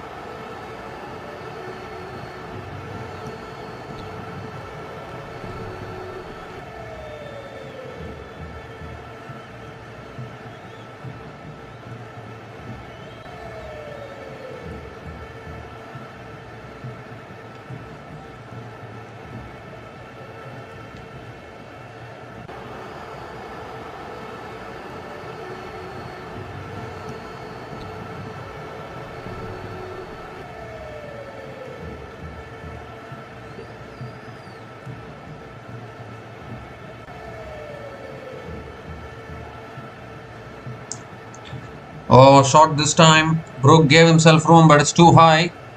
Given as a wide by the umpire. So Prasidh Krishna has to reload that one again. 225 on the board already, with still 2 more overs left. I don't know how India are going to chase down 240 to 250 at this venue. Anyways, the series is already gone. England have already won the series. But England are not going down without completely pasting this Indian team, that is for sure. It's going to be a 4-0 defeat for India, most probably, in this T20 series. And India have got nobody but themselves to blame. I mean, removing a T20 World Cup winning captain just on the basis of one bad IPL season was a little, I mean, I don't know how to describe that, because Surya Kumar Yadav was doing so well as the T20 captain of India. Even away from home, India were winning T20 series when Surya Kumar Yadav was the captain. And Surya Kumar Yadav never lost a T20 series or a T20 tournament as a captain. And still, I don't know how he was removed. I mean, I agree that his batting form was not at his best. He had a very bad IPL season this time around. But to remove him completely from the team, particularly after he has won you a T20 World Cup as a captain, he has won you an Asia Cup as a captain, he has won so many T20 series ever since 2023 till 2026, India never lost a T20 series, and that was all thanks to Surya Kumar Yadav. And they just completely removed him and brought Shreyas Iyer in as the captain. I'm not able to understand that. And now they have removed Sanju Samson from the Zimbabwe series. So this management also, like, they just suddenly they are making all these, they are just removing all these players. They're not even. And now Shivam Dube is going to be bowling the penultimate over. Butler goes down the ground and gets hold of that all the way for 6. What kind of a bowling decision is this? Why is Shivam Dube bowling this over? I cannot believe what is happening here. Right in the slot, and Butler starts the over with a maximum pressure on Harry Brook for him to get to his century, that is for sure.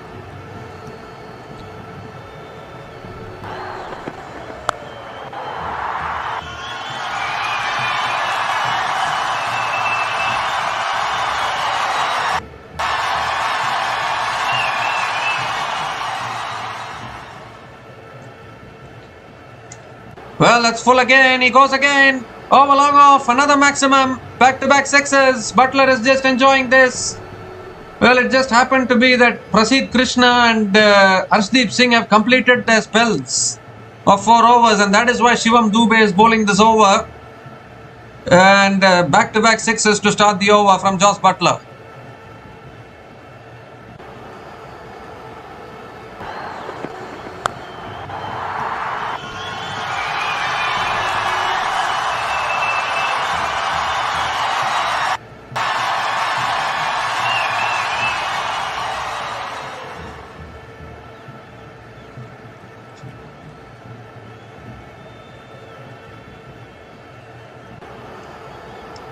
Third ball of the over, shot again, pulls it away leg side, it's in the gap again, the fielders are only spectators on the ground. 6-6-4 from Jos Butler. This partnership now 233 from 101 balls. What is happening here in this 5th T20 game, and they're nearing 250?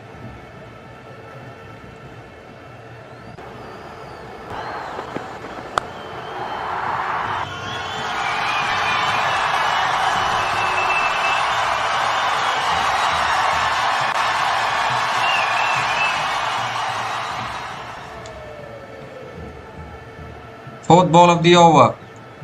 Goes again. He's mistimed this though. He's mistimed it. Should be taken. And it will be taken at mid-off. And finally this partnership has been broken. It's Shivam Dube who breaks the partnership. The slow ball there does the trick. But a magnificent innings from Josh Butler comes to an end. A terrific century. He was struggling for form all these days. But he's finally come back to form. 131 from just 64 balls. With 12 boundaries and 8 maximums at a strike rate of 204.69.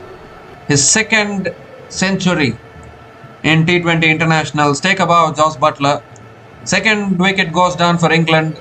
And England are now 241 for 2 after 18.4 overs.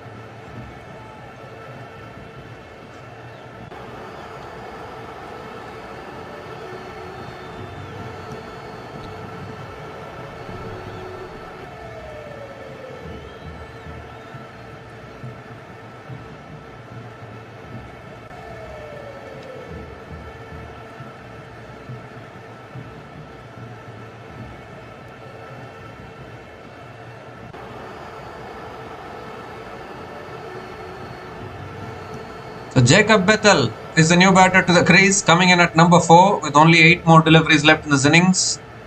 And England nearing 250.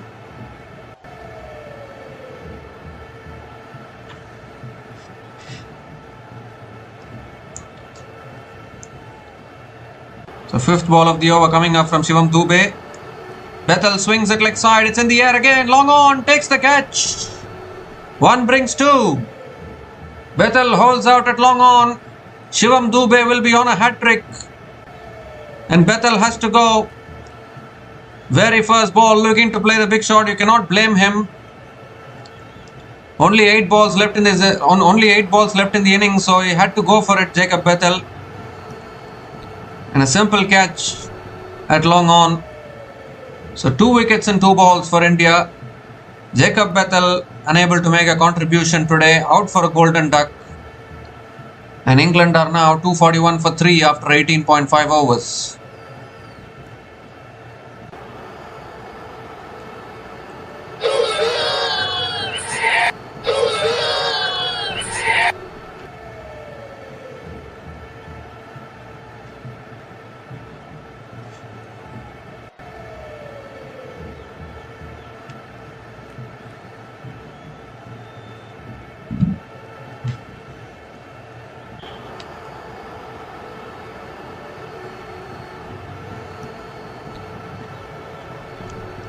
The Shivam Dube is on a hat-trick. Will Jacks is the new batter to the crease, coming in at number 5.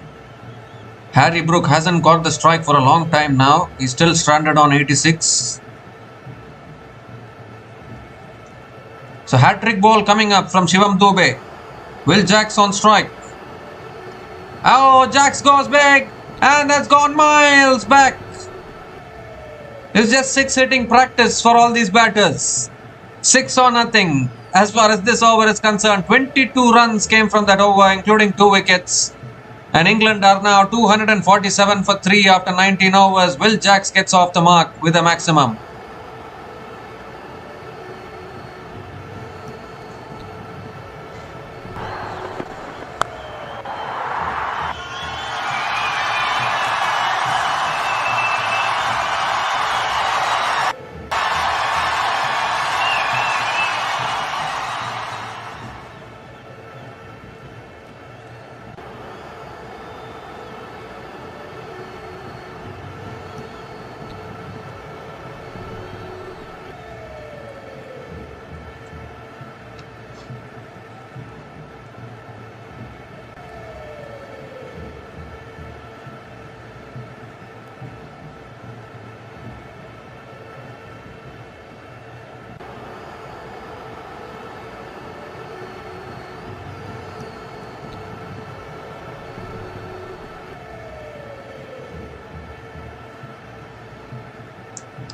So Prince Yadav will be bowling the last over. Harry Brook on strike on 86. Can he get to his century?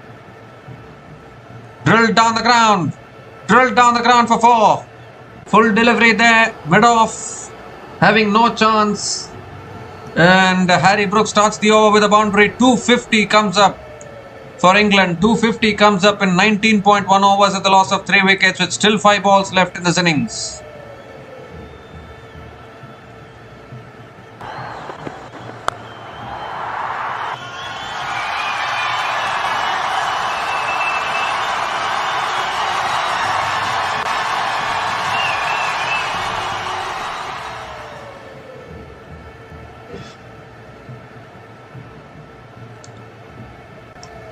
Oh, that's too wide, is it?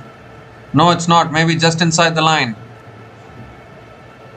So, a dot ball here from Prince Yadav, and looks like England are doing to India what India did to them in the Men's T20 World Cup 2026 semi-final. You remember what India did in that semi-final? India batted first, scored 250 plus, and then won that game in the T20 World Cup semi-final. And that is because that semi-final happened in India. Goes for the pull, up in the air. Fielder puts it down. Goodness gracious. The fielder at deep mid-wicket puts it down. Harry Brook picks up another single. Ishan Kishan, the fielder. What is happening with this Indian team? Fielding, bowling, batting.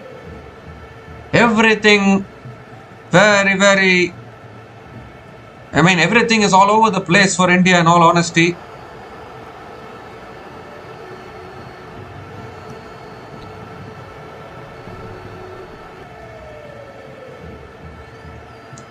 Three more deliveries left in this innings. Now Harry Brook needs to get to a century. He's on 91. But Will Jacks is on strike. What is Will Jacks going to do? Will he take the single?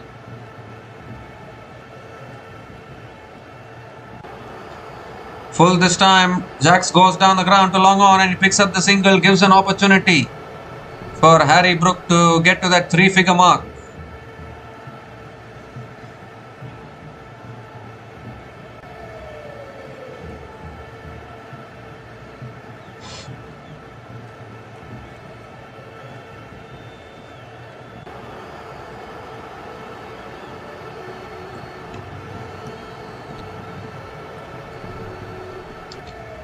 Fifth ball of the over.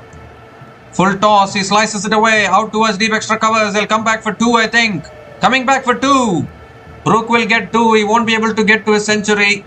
He's on 93. Only 1 ball left in this innings.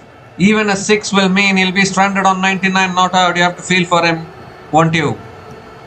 But what a batting performance this has been from England. They are doing what India did to them in the Men's T20 World Cup semi-final. That is for sure. This is exactly what India did in that semi-final, and England you would think have outbatted India now in this game.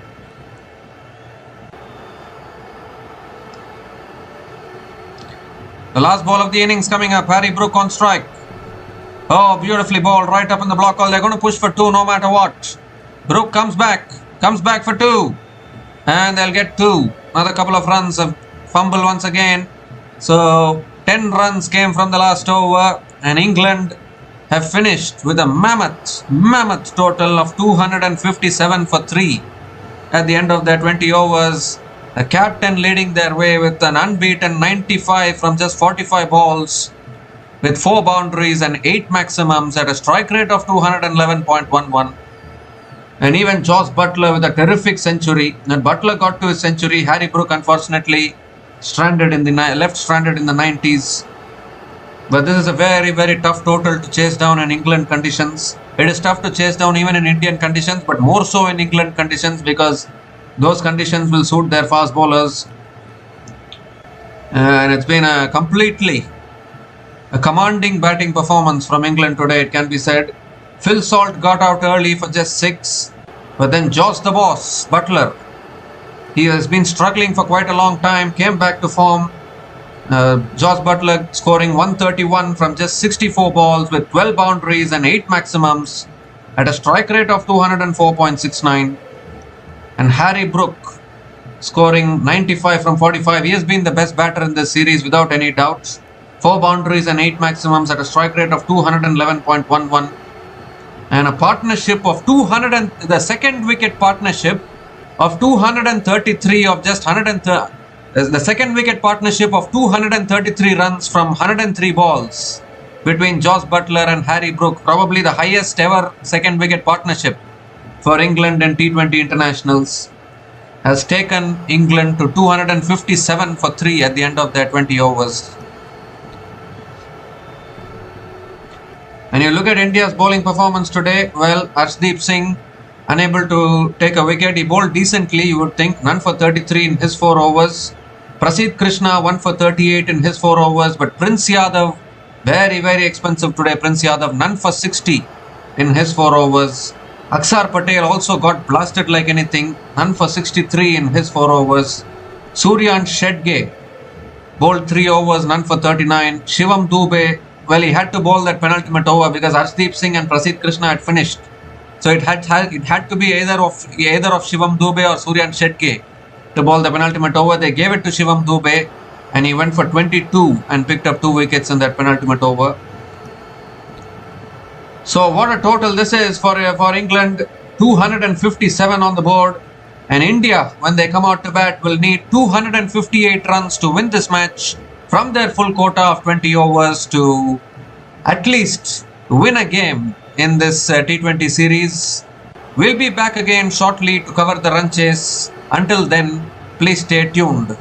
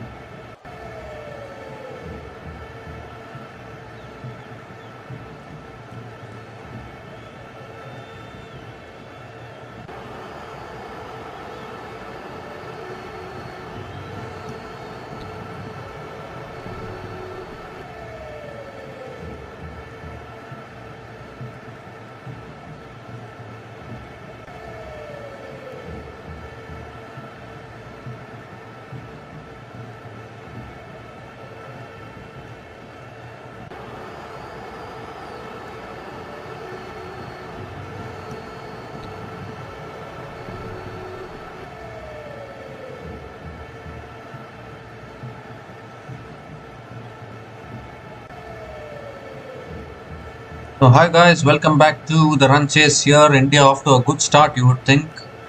Chasing a mammoth target of 258. India are 43 for 1 after 4 overs.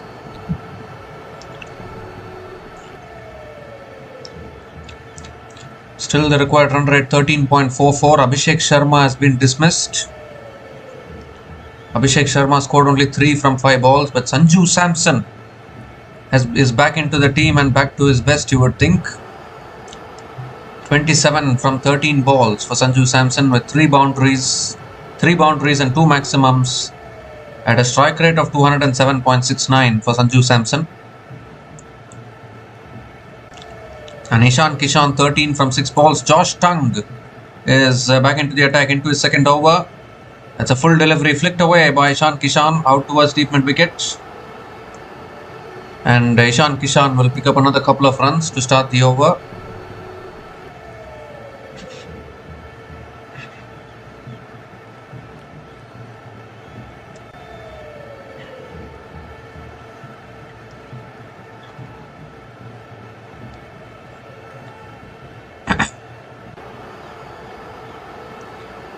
So second ball of the over coming up. Ishan Kishan now 15 from just 7 balls. Ooh, outside the off stump this time. Ishan Kishan looking for the cut shot and missing it. Another dot ball from Josh Tung.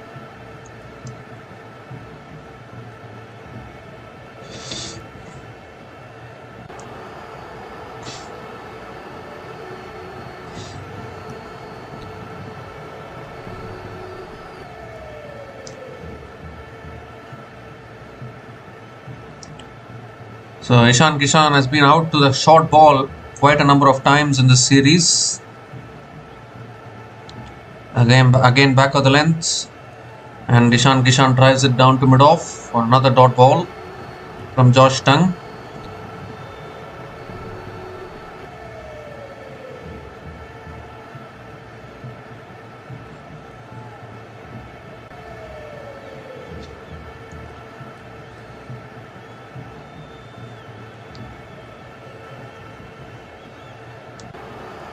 Three more deliveries left in this over. Ishan Kishan is 15 from 9 balls with 3 boundaries.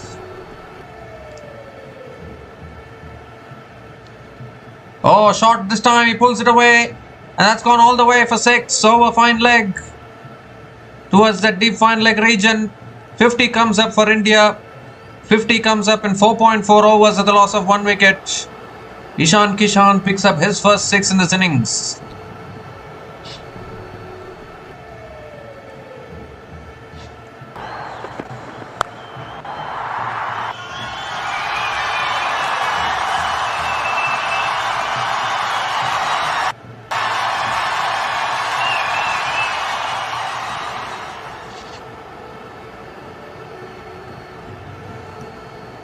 So 2 more deliveries left in this over. 5th ball of the over coming up. Oh, looking for the cut shot there, looking to drive it there, Ishan Kishan. Unable to make connection. Another dot ball. Good comeback from Josh Tung.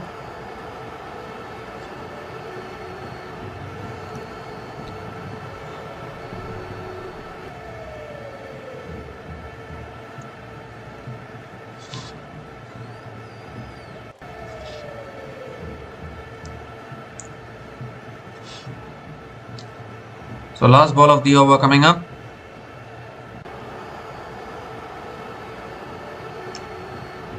Oh, that's guided pass slip. Down to third man. No one there at deep third man. And another boundary to finish the over. Good over for India. They need plenty more big overs like this. 12 runs came from that over from Josh Tung. And India are now 55 for 1 after 5 overs.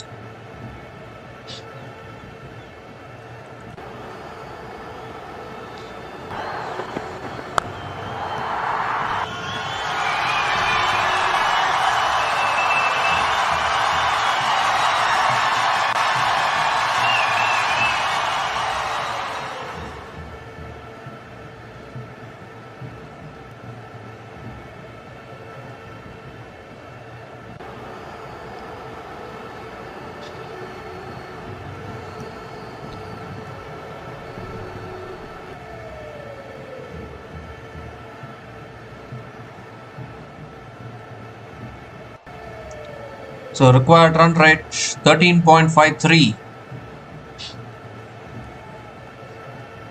Sam Curran is the new bowler into the attack now for England. Has driven in the air by Samson and it's taken at covers. A very, very soft dismissal after playing so well. Just chipping it in the air. Simple catch at covers. Second wicket goes down. And when you're chasing this kind of a target, every wicket will build a lot of pressure on the chasing team. Both the openers are dismissed now. Sanju Samson again showing a glimpse of 27 from 13. Was looking to clear the infield there, but not able to do it. Fielder, I think Jacob Bethel, taking a simple catch at covers. He's a really good fielder, Jacob Bethel. Second wicket goes down for India. Sanju Samson is gone after scoring 27 from 14 balls. And India are now 55 for 2 after 5.1 overs.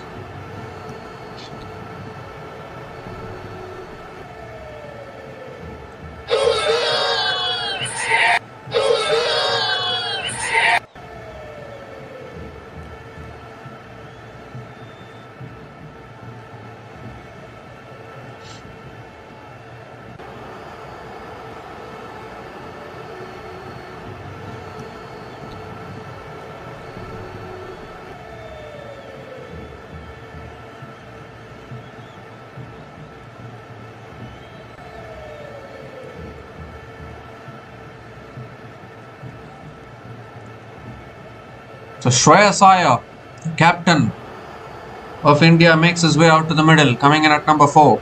New batter to the crease.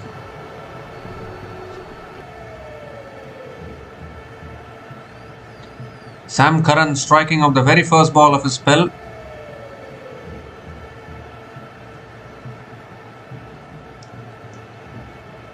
Second ball of the over coming up. It's full, drives it straight. Straight down the ground for 4. Shreyas Iyer wasting no time. And he gets off the mark with a boundary. His batting form has been really good in this series. His captaincy has been so-so. I mean, like his captaincy has been okay-ish. But his batting form really good. And once again, continuing from where he left off in the previous game. Starts with a boundary.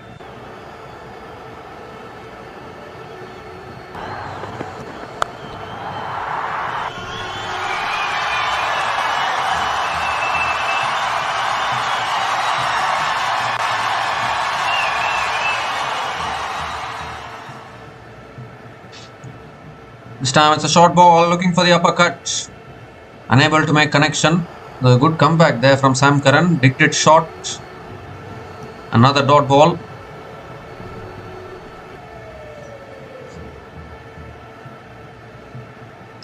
So 3 more deliveries left in this over. Required run rate 13.72. It's looking very tough for India in all honesty.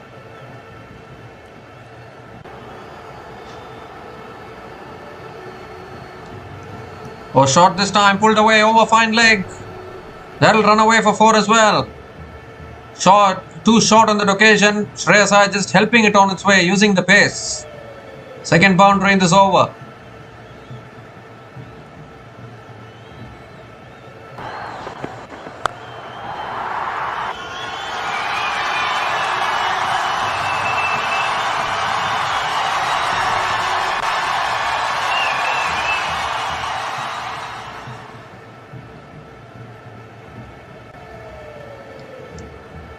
This time on the pads. And Shreyas Iyer flicks it towards square leg. Picks up yet another single.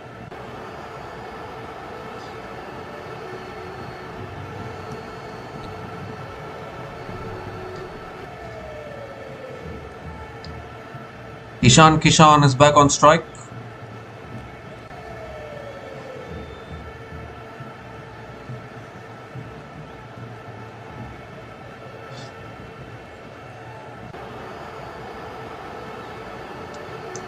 The last ball of the over coming up. Ishan Kishan has to really go big here. It's a wide down the leg side from Sam Curran. Has to reload that one again.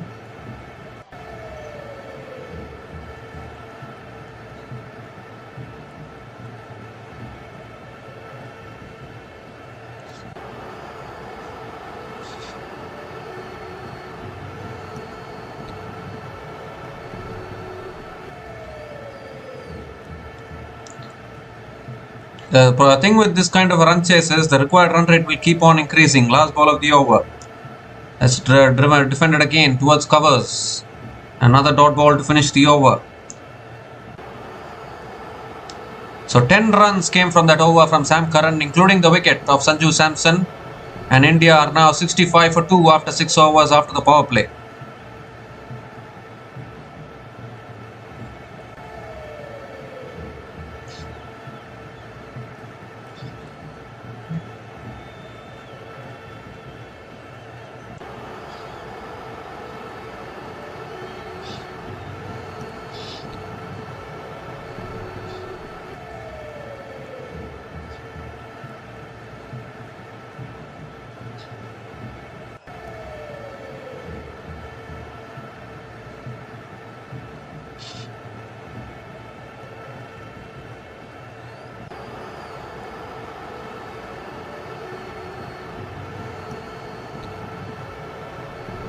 So some spin being introduced here. Power play has been completed. Liam Dawson, left arm off spinner into the attack. Stumps on the stump. Shreyas Iyer drives it down the ground towards long on. Might push for 2. And Shreyas Iyer will pick up 2. Surely a much improved start with the bat for India in this game. But the equation, the target is massive though, 258. You need to give the credit to England. They have just completely outplayed India in this entire series, in all honesty. I really don't know what India are going to do going forward, because under Shreyas Iyer's captaincy, 2 T20 series now, not a single win. Not a single win in 2 T20 series for Shreyas Iyer as the Indian T20 captain. Is that acceptable in any way? I am not quite sure. Although this game is not quite over yet.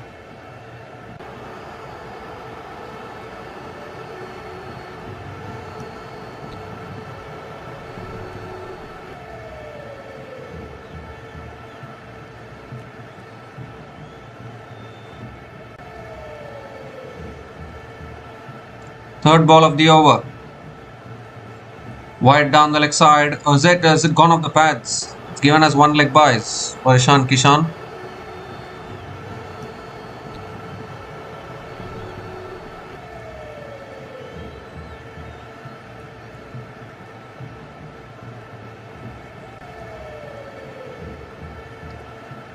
Well, many people were hyping up Shreyas Iyer as the best T20 captain to ever exist.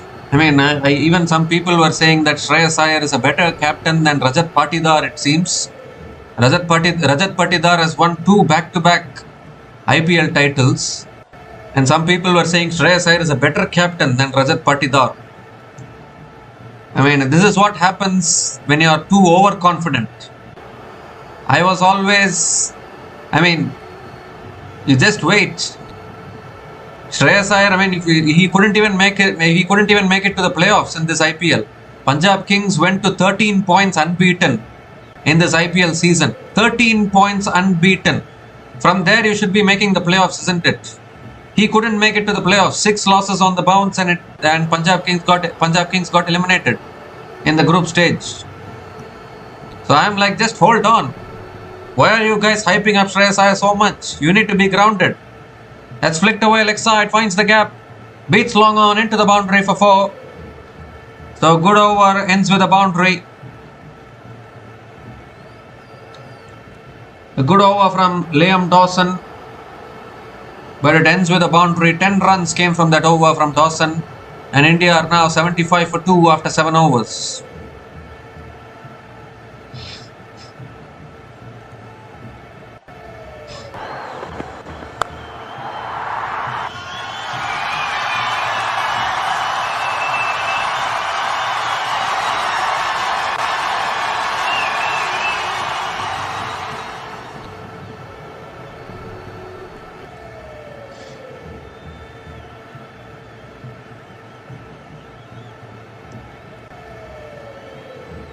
So Adil Rashid is a new bowler into the attack.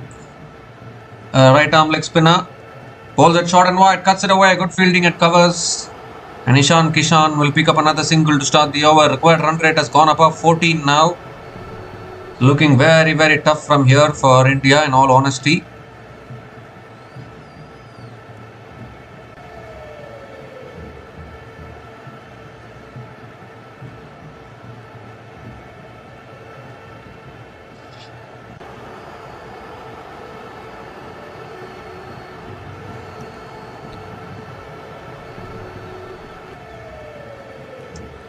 This time punched again by Shreyas Iyer down to long off. Picks up another single, back-to-back singles to start the over.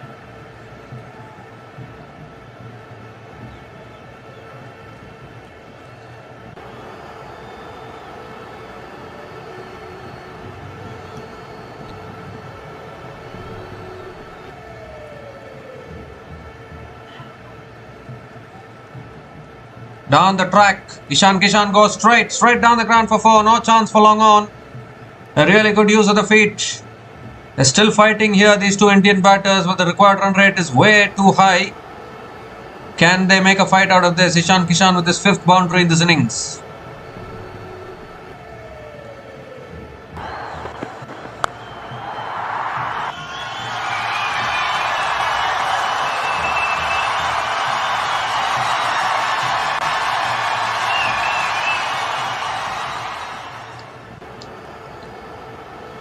This time again down the wicket, pulls it away leg side. Vacant spaces at deep mid wicket. 4 more back-to-back boundaries from Ishan Kishan. And this is a big over. 10 runs coming from this over, still 2 balls left.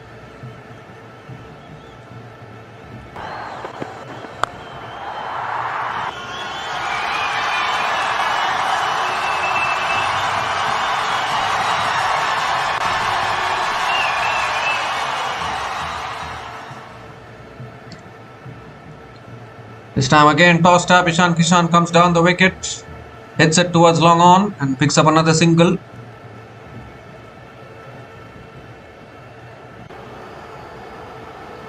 The last ball of the over coming up, Shreyas Iyer back on strike. That's tossed up again. Shreyas Iyer goes down to long on and picks up another single to finish the over. 12 runs came from that over from Adil Rashid.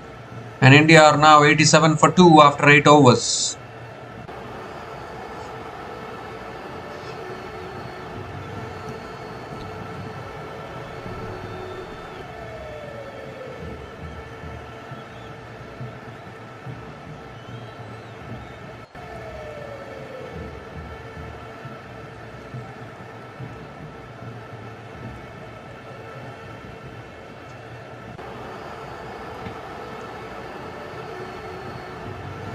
So 171 more runs needed from the last 12 overs for India. Required run rate of 14.25. Looking very, very tough for India in all honesty. Shreyas Iyer has to play a freak knock here. You need to treat this as a T10 game probably from here. Sam Curran back into the attack. That's back of the length. Shreyas Iyer hits it down the ground to long on, looking for 2. And they're going to come back for 2. Oh, there's an appeal here. Appeal for a run out. Probably a direct hit. Now then, what are the umpires going to do? Are they going to go upstairs? They're going to go upstairs here, umpires. They need to have a look at this one.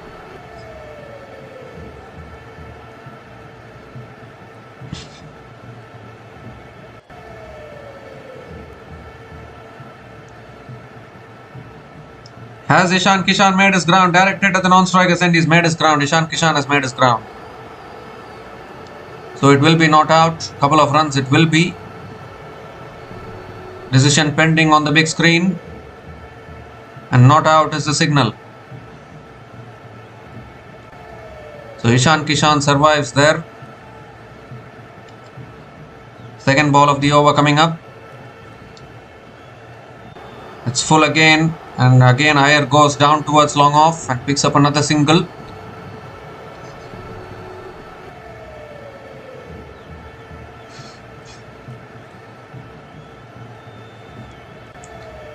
So required run rate 14.40 for India here.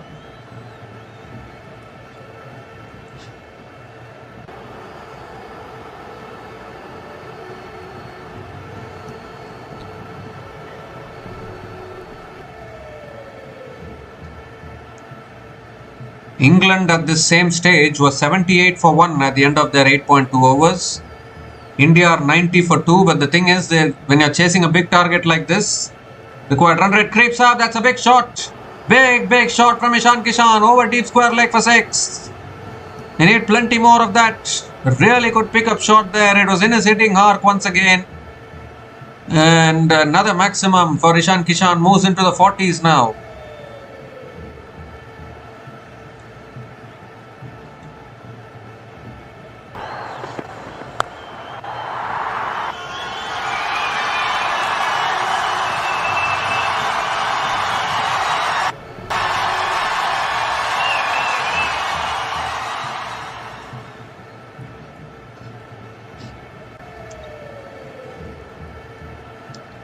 So 3 more deliveries left in this over.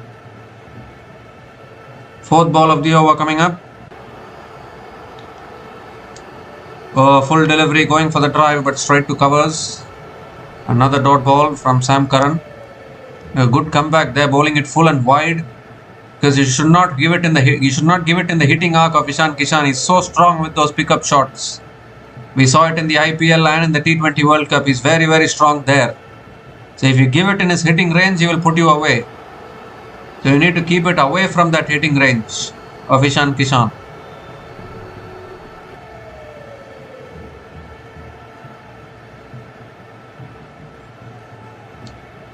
That's a wide down the leg side.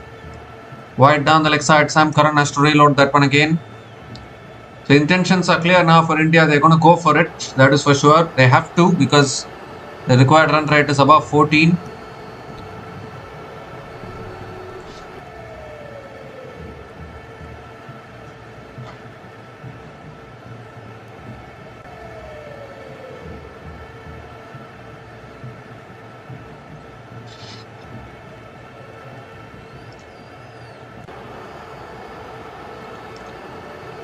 This time on the pads, flicked away again, past square leg, and that'll run away for 4. 100 comes up for India.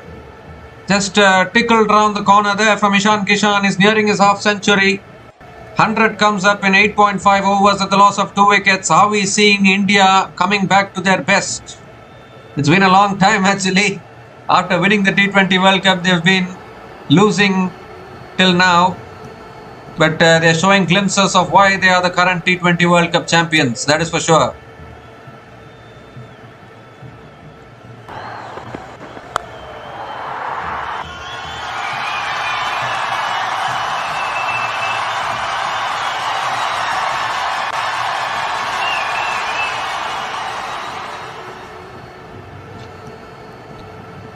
So last ball of the over, Ishan Kishan punches it down the ground to long on and picks up another single to finish the over. So a big over there for India. Ishan Kishan really going after Sam Curran. 15 runs came from that over, and India are now 102 for 2 after 9 overs.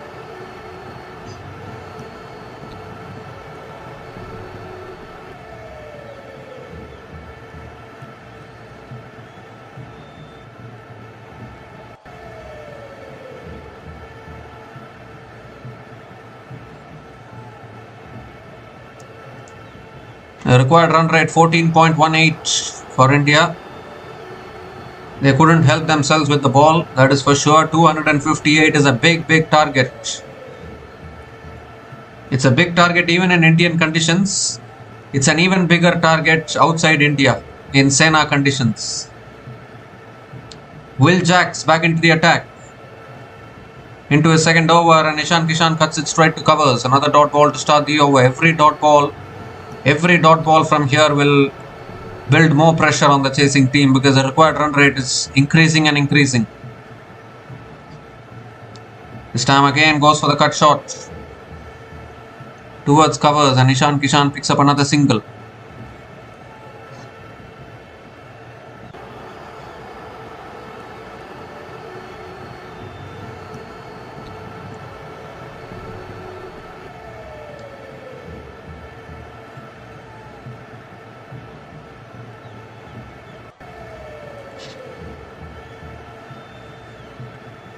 Third ball of the over. Down the track again, flicks it away leg side. Shreyas Iyer out towards deep mid wicket and picks up another single as well.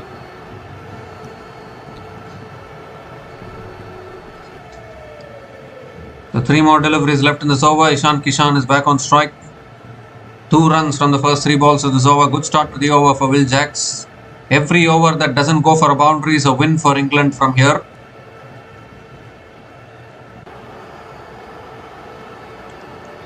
Down the track again, slower through the air from Will Jacks. And Ishan Kishan flicks it away towards deep mid wicket. Picks up another single. Singles are not going to help. Required run rate nearing 15 now.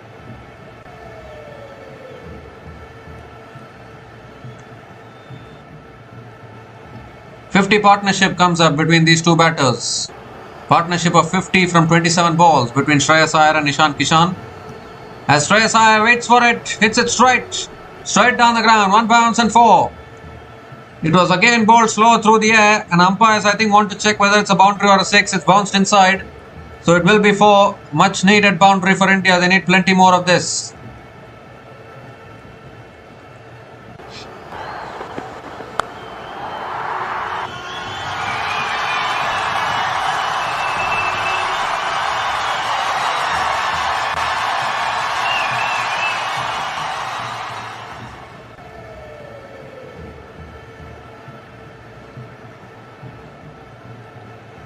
The last ball of the over. Full this time, flicked away again by Shreyas Iyer out towards deep mid wicket and picks up another single to finish the over. A really good over though from Will Jacks. 8 runs came from that over, and India are now 110 for 2 after 10 overs at the halfway mark of this innings, needing another 148 runs to win from the last 10 overs, and it's also the time for the drinks break.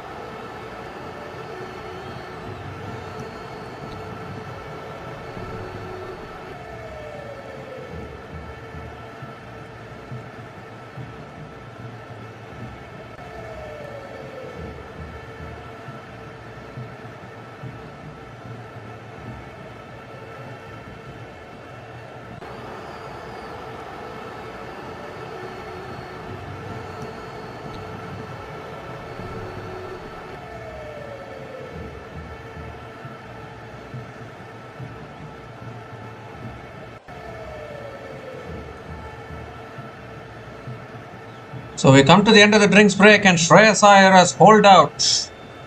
And the partnership has been broken. Liam Dawson coming back into the attack into his second over. And Shreyas Iyer unfortunately dismissed here. So third wicket falling for India, and they are sliding into trouble here. Every wicket will take the game away from India, that is for sure. Shreyas Iyer departs after scoring 28 from 16 balls. And India are now 110 for 3 after 10.1 overs.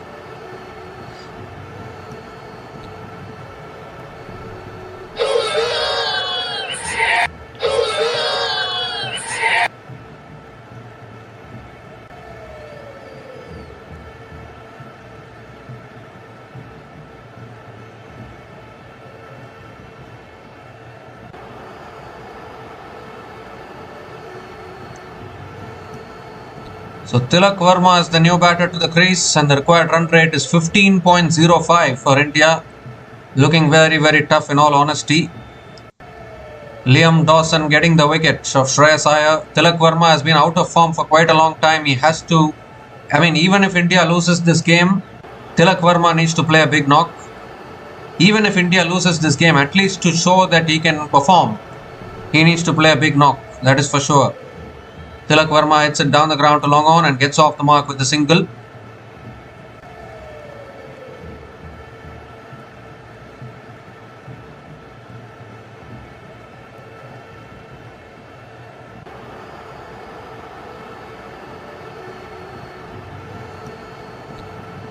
So Ishan Kishan is back on strike. He's on 49, nearing his half century. Around the wicket, Dawson. That's pulled away leg side by Ishan Kishan. Long on coming around. Oh, good fielding at long on.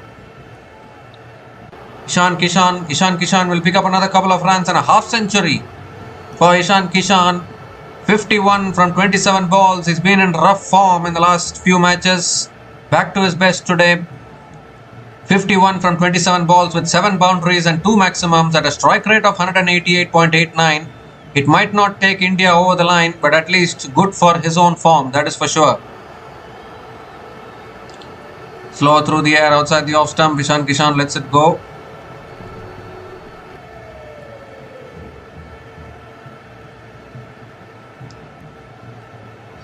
Two more deliveries left in this over.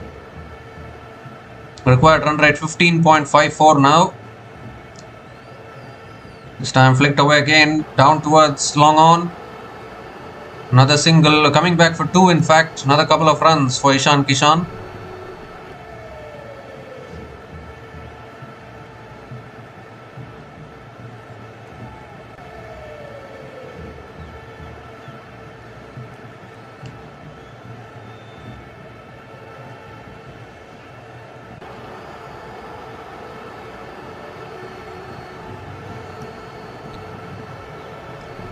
So last ball of the over coming up. Looking for the cut shot there. Quicker delivery. Missing it altogether. Excellent over from Liam Dawson. Just 5 runs came from that over, including the wicket of Shreyas Iyer. And India still struggling at 115 for 3 after 11 overs.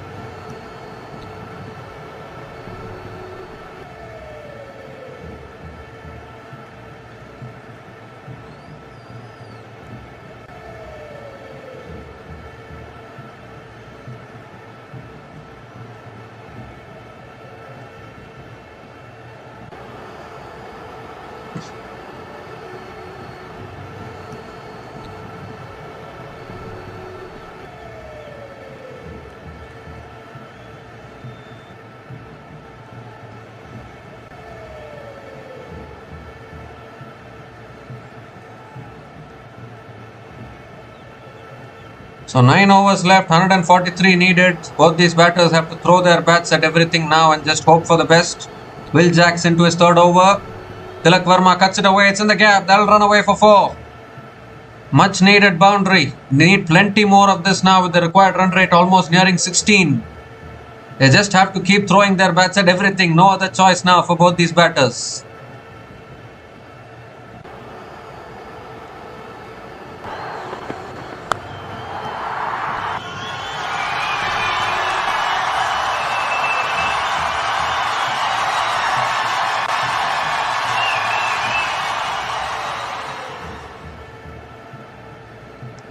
This time down the wicket. It's a clean strike. Over long on for 6. 4 under 6 from Tilak Verma. And is this the day when he can get some runs under his belt? I told you, even if India loses this game, Tilak Verma needs to score runs because his form has been in question. His form has been debatable for quite a long time now, and this is an important innings for himself in this team.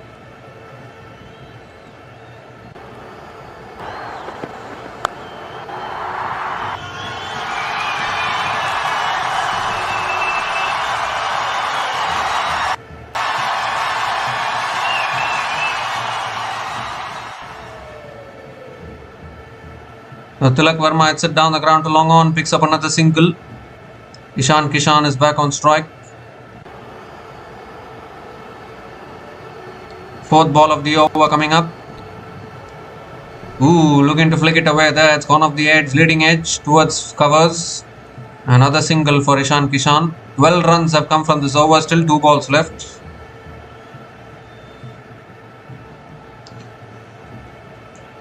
Fifth ball of the over.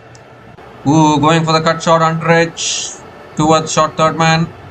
Another single for Tilak Verma. Singles are not going to do it. Required run rate is just climbing higher and higher. Becoming extremely tough for India in this run chase now.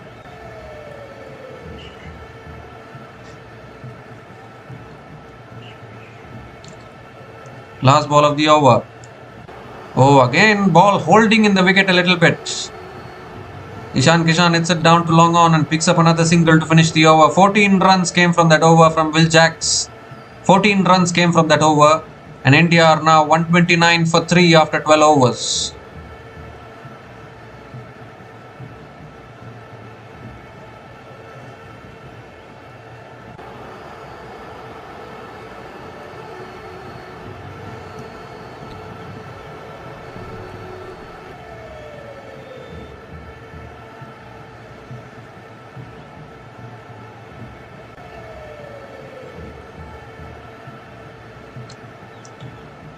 So 8 overs left, 129 needed. Looking close to impossible in all honesty. Ishan Kishan is on strike. Adil Rashid is back into the attack. Conceded 12 runs in his first over. He's into his second over. Tossed up this time. Ishan Kishan goes down the ground. Has Adil Rashid hurt himself? It's a really good stop. Dot ball to start the over from Adil Rashid.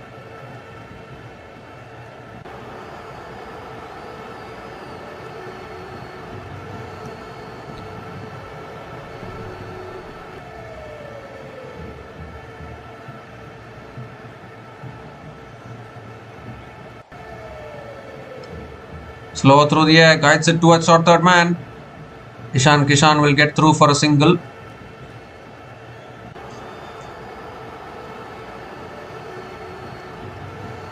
Tilak Verma is back on strike. Singles are not going to do it for India, that is for sure. Required run rate 16.70 now. They really indeed do need to go for the big shots now. As I said, throw your bats at everything now. There's no other choice.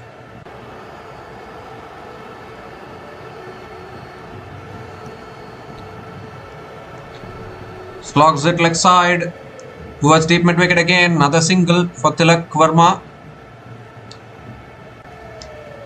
2 runs from the first 3 balls of this over.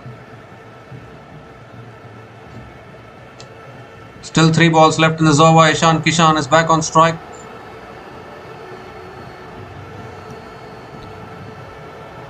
Fourth ball of the over. Goes big. Ishan Kishan, has he got hold of it? No, he hasn't. It's taken at deep mid wicket. And Ishan Kishan has to go. Adil Rashid strikes, breaks the partnership. 4th wicket goes down for India. More importantly, it's the biggest wicket possible of Ishan Kishan. Was looking good today. Scored a half century. But just too much pressure of the required run rate. It's gone above 17 now, the required run rate. And Ishan Kishan has holed out. Just not able to get hold of it fully there. Phil Salt is an outstanding fielder. He's a brilliant fielder, Phil Salt. He's not going to drop those catches. Outstanding fielder he is, Phil Salt. Takes another screamer of a catch. And Ishan Kishan has to go after scoring 56 from 35 balls, and England in total control now, as India are now 131 for 4 after 12.4 overs.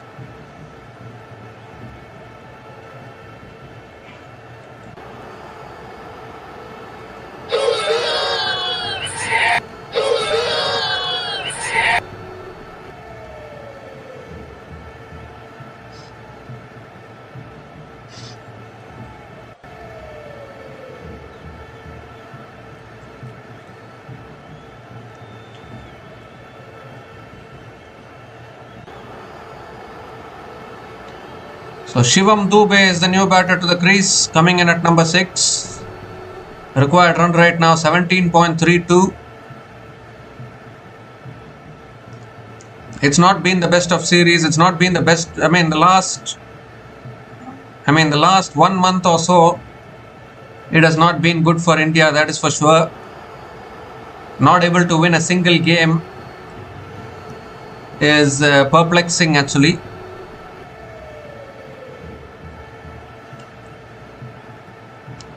Two more deliveries left in this over, and there's no rocket science that Shivam Dube is looking to go big. Look to go big from the first ball. It goes in the air though, and it's going to be taken. Is it? No, it's put down. It's put down. He was backtracking there. Harry Brook. He's put it down. Shivam Dube survives, gets off the mark with a single.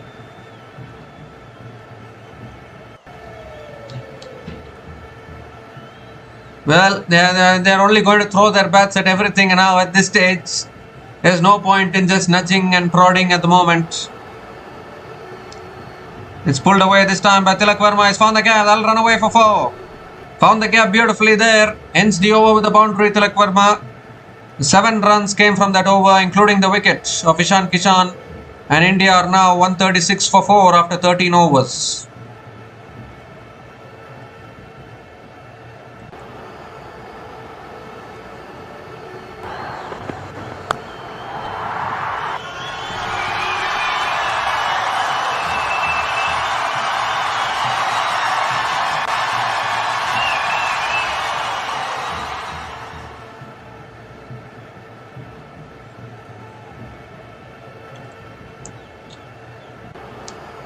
So required run rate is 17.43 for India, that is for sure.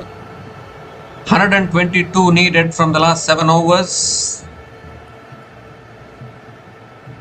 It's looking close to impossible. Shivam Dube surviving there. Harry Brook backtracking and putting it down. Otherwise Adil Rashid would have been on a hat trick. He should have been on a hat trick.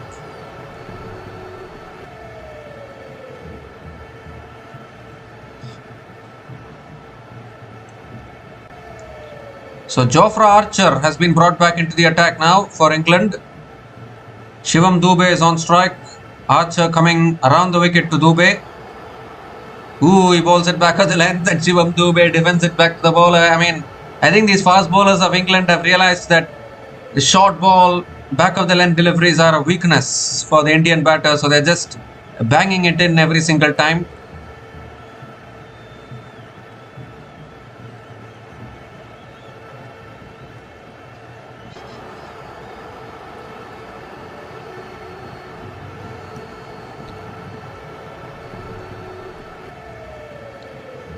This time flicked away by Dube. Mid-wicket coming around does well. Shivam Dube picks up another single.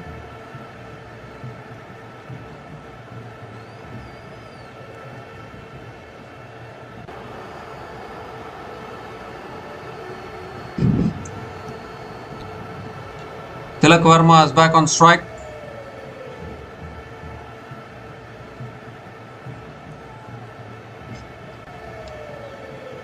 Required run rate now above 18.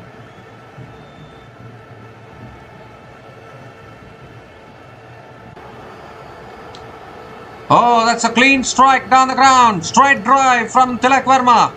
All the way for 6. Although it looks too late for India, that was a terrific shot there from Tilak Verma. Hitting a bowler like Jofra Archer on the rise. Straight back down the ground. He picks up another maximum here.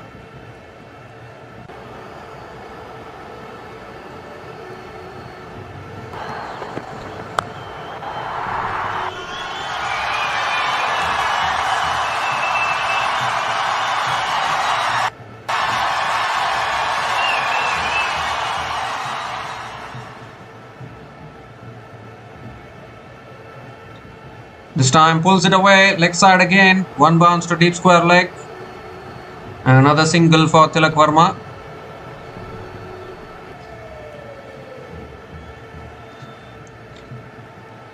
Eight runs have come from this over, still 2 balls left.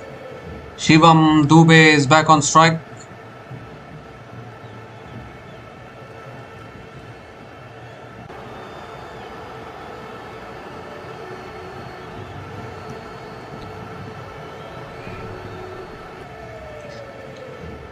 This time guided away again towards third man, towards deep third man. Shivam Dubey picks up another single. 9 runs have come from this over, still 1 ball left. 9 runs have come from this over. What a shot that was from Tilak Verma, in all honesty. That's 6. How do you hit a bowler like Jofra Archer on the rise in England conditions? That was a terrific shot, in all honesty. Last ball of the over. Cut away again by Tilak Verma towards deep point. Good fielding there at deep point. Tilak Verma will pick up another couple of runs to finish the over. 11 runs came from that over from Jofra Archer. And India are now 147 for 4 after 14 overs, with another 111 more runs needed from the last 6 overs.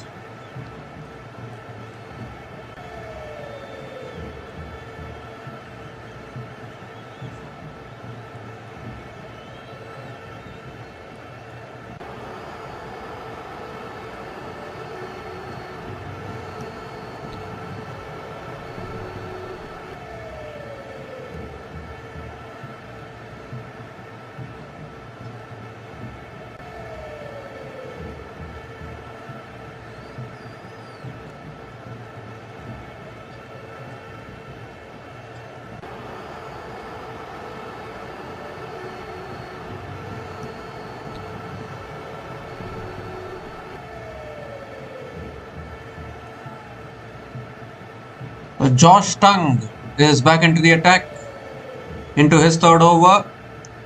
Ooh, that's right up in the block hole. Shivam Dubey flicks it leg side towards deep mid wicket and picks up another single to start the over.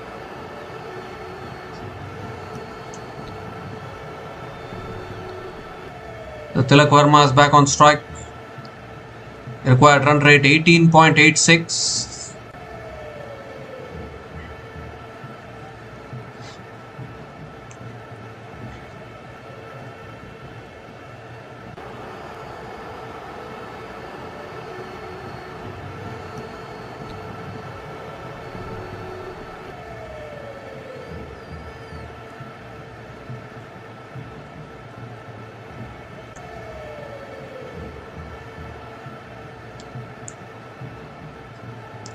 Need to find the boundary here.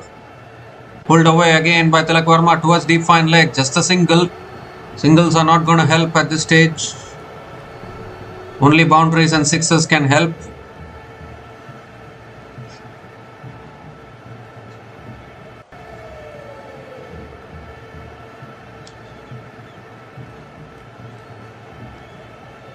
Shivam Dubey is back on strike.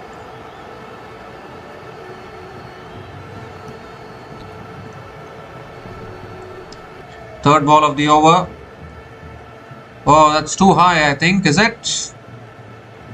Well, Shivam Dubey wants the wide. Umpire doesn't give it. One bouncer for the over.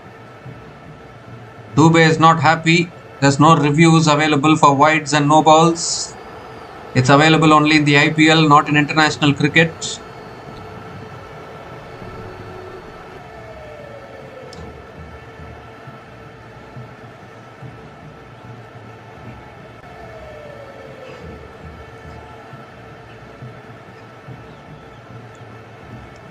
Oh, shot this time. Pulled away by Dubey. It's in the gap. That'll be 4. Beautifully pulled away there by Shivam Dubey. Once again, the short ball. The fast bowlers are targeting Shivam Dubey with the short ball. And he needs to be able to tackle it consistently. Picks up his first boundary in this innings.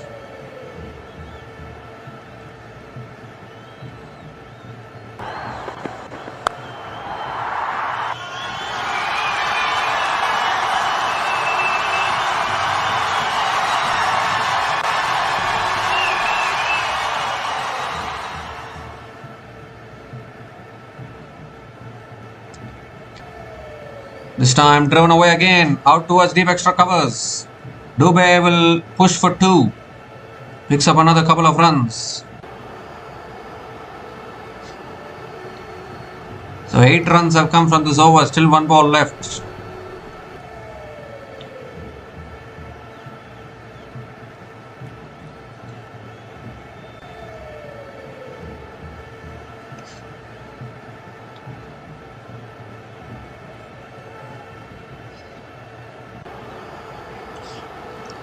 So last ball of the over. Oh, full again. He goes down the ground though.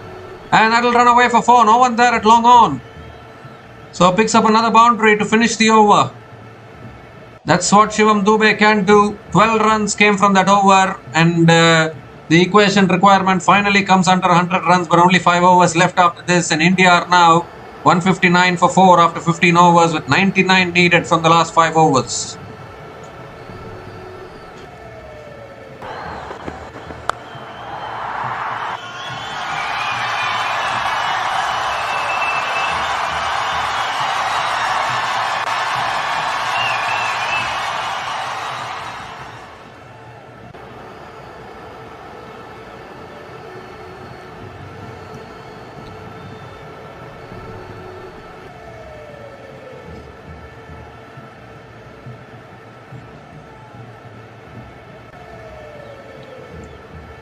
So Sam Curran is back into the attack into his 3rd over. Plenty to defend for England in the last 5 overs.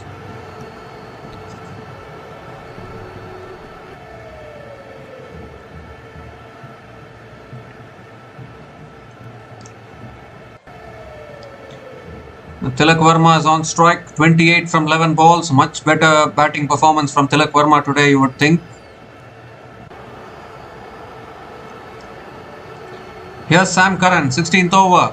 Full toss, swung away by Tilak Verma, high on the bat. Towards deep mid wicket, he might push for 2.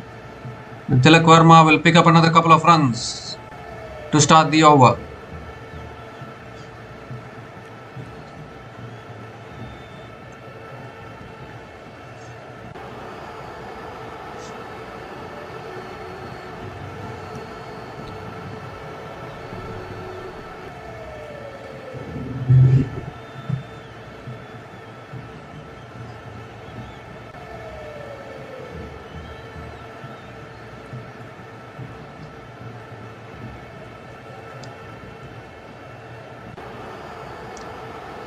Shot again, pulled away again by Tilak Verma towards deep mid wicket.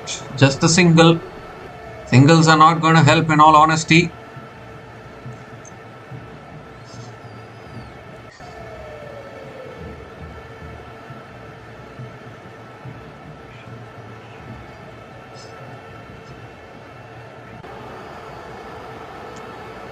So Dube is back on strike. 20.57 now the required run rate. Oh, that's pulled away by Dube. He's got hold of that as a no fielder takes the catch. Takes the catch at deep mid wicket. Thought for a moment he might have gotten hold of it, but nope. Jofra Archer completing the catch at deep mid wicket, and the 5th wicket goes down for India. Another big blow. Sam Curran gets another wicket. Banging it in short. They're targeting Dube with the short ball every single time. It just couldn't get hold of it fully there, Shivam Dube. Half the side dismissed. Required run rate has gone beyond reach, you would think now. And Shivam Dube departs after scoring 14 from 10 balls, and India are now 162 for 5 after 15.3 overs.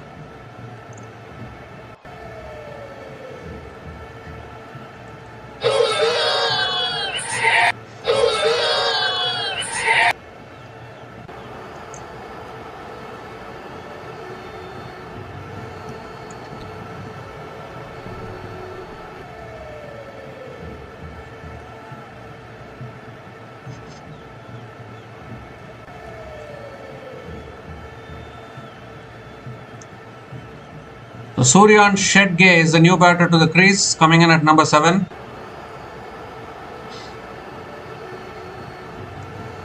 96 needed from the last 27 balls for India.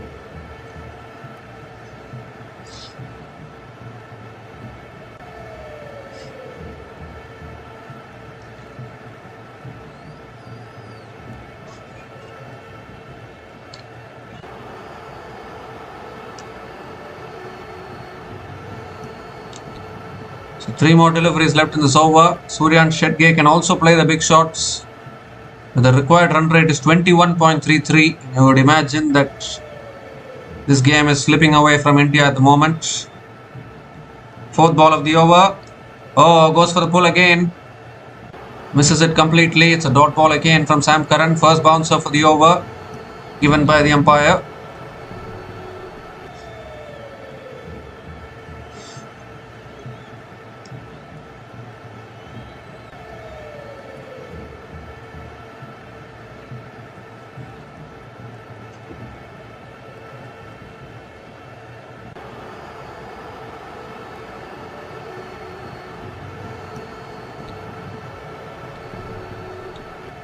So 5th ball of the over coming up. Slow ball swung away again towards deep mid wicket, and Suryan Shetge gets off the mark with a single.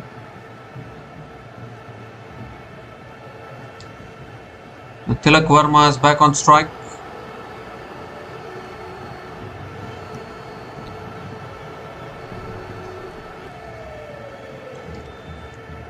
So looks like Harry Brook was off the field for some time. He's coming back onto the field probably. So last ball of the over coming up. Oh, it's gone off the pads probably towards the keeper. Another dot ball to finish the over. Excellent over. Slow ball there from Sam Curran. Excellent over from Sam Curran. Just 4 runs came from that over, including the wicket of Shivam Dube. And India are now 163 for 5 after 16 overs.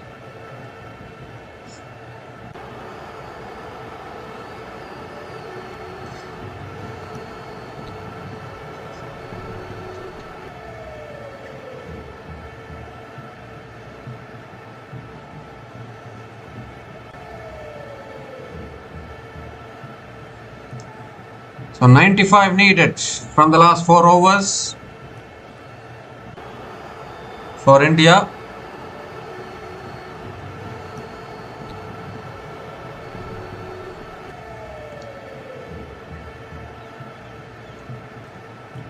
So Jofra Archer continuing into his last over. Suryan Shetge on strike. And Shetge goes high up in the air. Has he got it fully? No, he hasn't. Fielders coming underneath it. Oh, puts it down. Puts it down. And Shetge has picked up a couple of runs or only a single? I think only a single. The fielding of both these teams today has been very, very ordinary. Even England are dropping catches. It was a slow ball from Archer there. You got to take those catches at this level.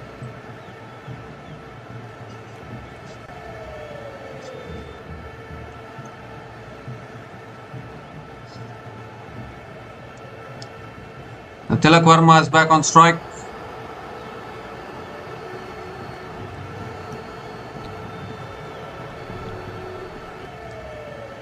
This time driven straight down the ground for 4. Beautiful shot once again, going dead straight there, Tilak Verma, and picks up yet another boundary. It all looks too late for India though, but Tilak Verma getting some runs under his name will give him a lot of confidence going forward.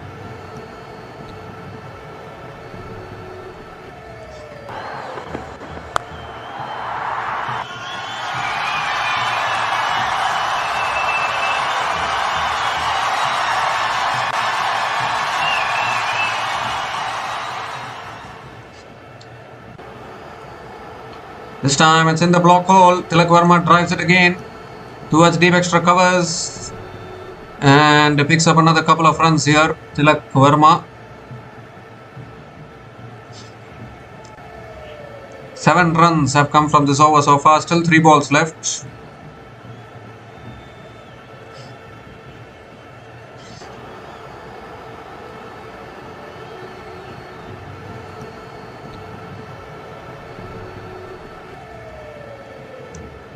Ooh, short ball again. Tilak Verma attempting the heave and missing it. Dot ball from Jofra Archer. Bowling it a little slower than usual there, Jofra Archer. Required run rate now 26.40. It is a lost cause for India in all honesty.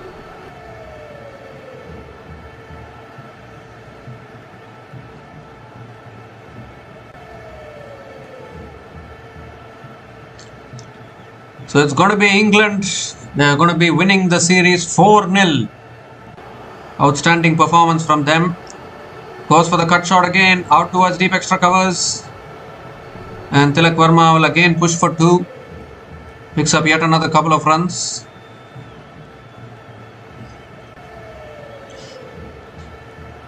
Nine runs have come from this over. Still 1 ball left.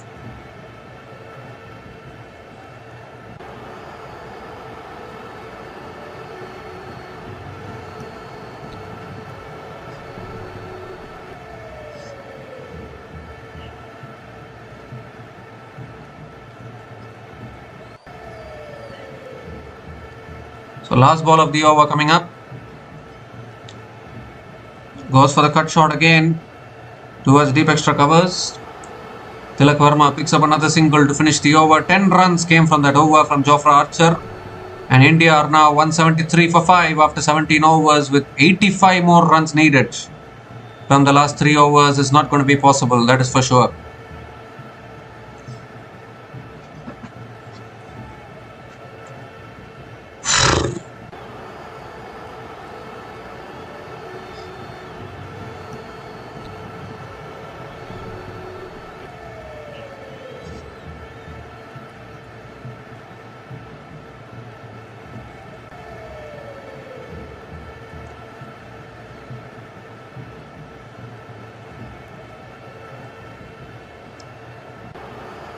So Josh Tongue is going to be bowling the 18th over of this innings. Tilak Verma is going to be on strike. 40 from 19 balls for Tilak Verma with 3 boundaries and 2 maximums at a strike rate of 210.53.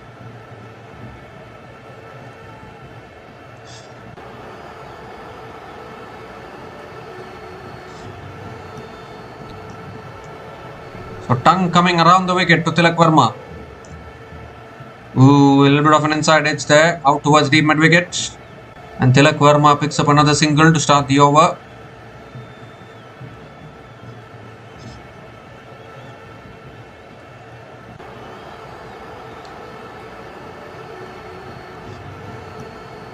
Well, there's going to be plenty of question marks on Shreyas Iyer's captaincy, that is for sure.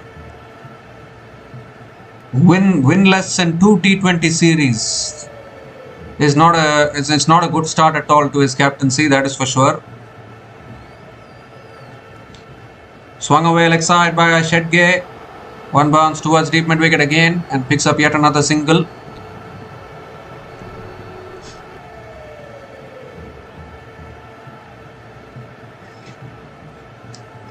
Required run rate has gone above 30 now. 31.13 the required run rate for India. I mean, it's gone. This game is gone for them.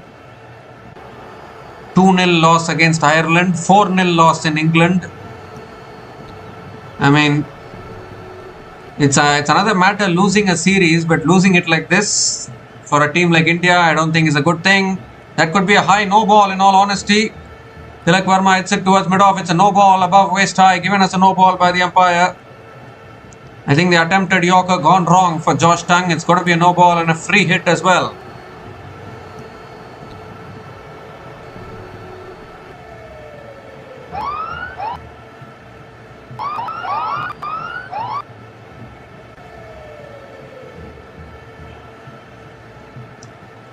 So free hit delivery coming up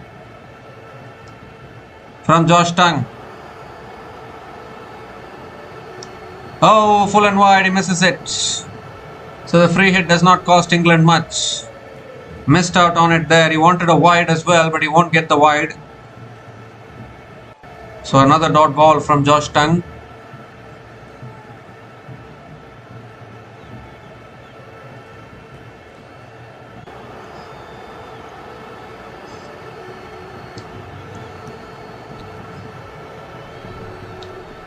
So 3 more deliveries left in this over.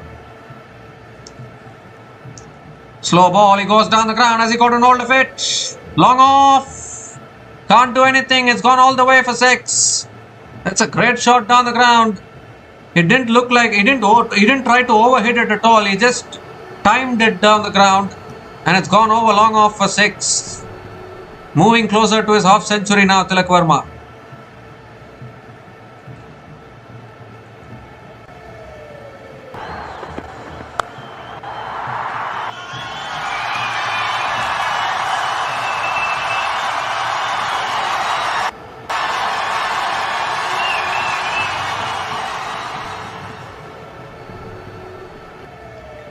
This time again, too wide from Josh Tongue. Has to reload that one again. Don't know why he's bowling all these wides now. The game is almost sealed for England. All you need to bowl is legal deliveries at this stage. But there's been a no ball and a wide in this over.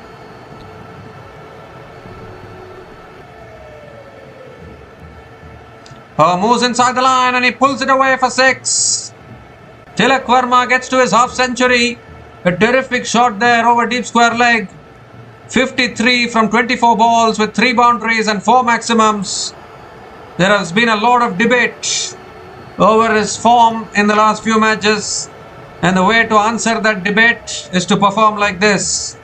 His 8th half century in his T20 career. Strike rate of 220.83. It all looks too late, but valuable batting here from Tilak Varma.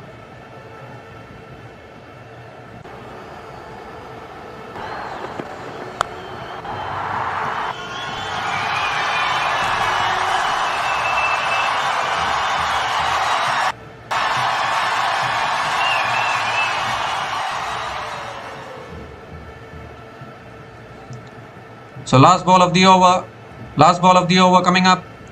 And that's edged and taken. That is it for Tilak Varma. And surely that is the game for England as well. Was looking to go again, but he's nicked it through to the keeper. Josh Buttler completes the catch behind the stumps. And Josh Tongue has been expensive today, but finishes his spell with a wicket. Sixth wicket goes down for India. Tilak Varma has to go after scoring 53 from 25 balls. A very good knock nevertheless. And India are now 189 for 6 after 18 overs with 69 needed from the last 2 overs.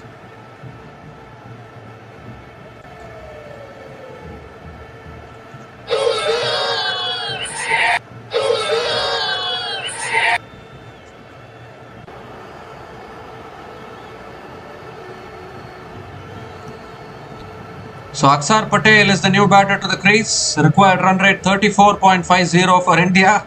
It's not going to be possible in all honesty. It's going to be England who will be winning this series 4-0. And if not for that first T20 which got washed out, it could have even been 5-0. Thanks to that washout, thanks to that washout in the first T20, India have avoided the whitewash in the series. Sam Curran bowling the penultimate over. And Suryan Shedge flicks it away leg side. Out towards deep mid wicket for 4. Beats that fielder at deep mid wicket. Starts the over with a boundary. First boundary for Suryan Shedge in this innings.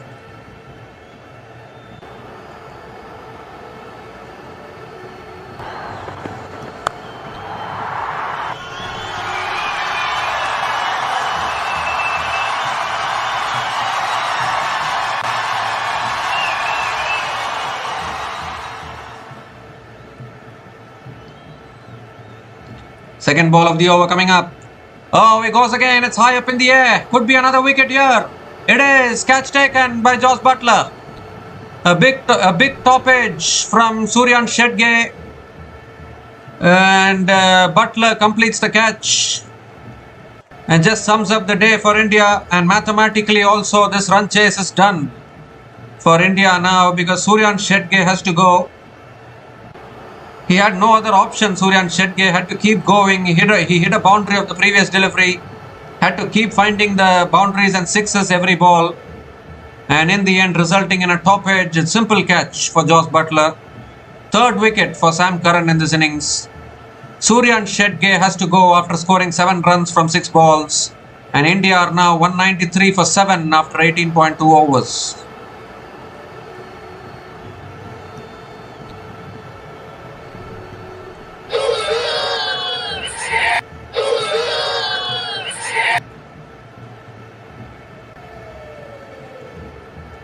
So Arshdeep Singh is the new batter to the crease, coming in at number 9. The required run rate is 39 now. Not going to be possible for India. It's going to be England who will be winning this T20 series 4-0. A terrific achievement for England.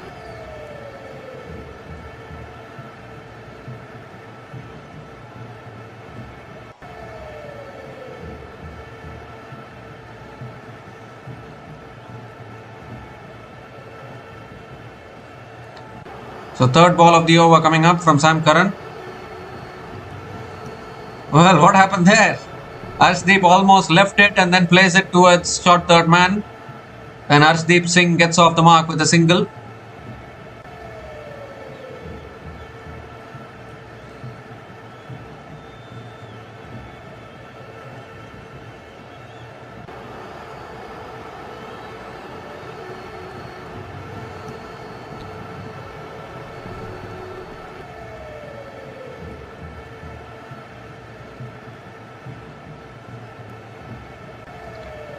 This time full again. Akshar Patel flicks it away leg side towards deep mid wicket and gets off the mark with a single as well.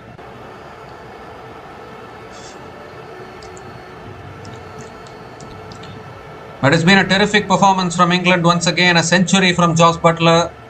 Harry Brook again contributing with 95 runs. And chasing down 258 was always going to be tough for India in these conditions. And rightfully so, they have succumbed once again. That's another full delivery. Arshdeep goes down towards long on and picks up yet another single.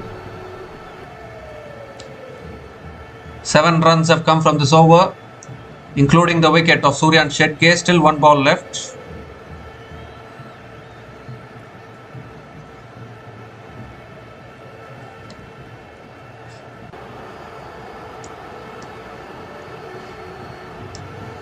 So Akshar Patel is back on strike. Last ball of the over. Slow ball, looking to flick it away. Appeal for LBW and the finger goes up. Another wicket falls. Sam Curran with that slow ball once again. 2 wickets in the over for him. Akshar Patel might just want to review this. They are going upstairs for the review. The match is anyways gone. There's no way India can win it from here. Just a consolation review, you would think, from Akshar Patel. We need to have a look at this one. This terrific bowling from Sam Curran, mixing up his pace and variations. He's already picked up 3 wickets. This could be his 4th. The off cutter it is. Is it missing leg stump? Could it be missing leg stump or could it be umpire's call? That is the big question.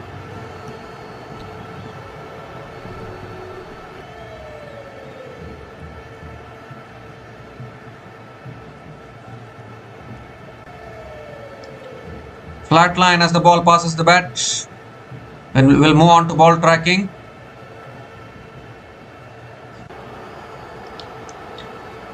Pitching in line, impact umpire's call.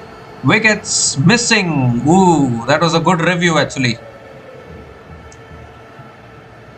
That was a good review from Akshar Patel.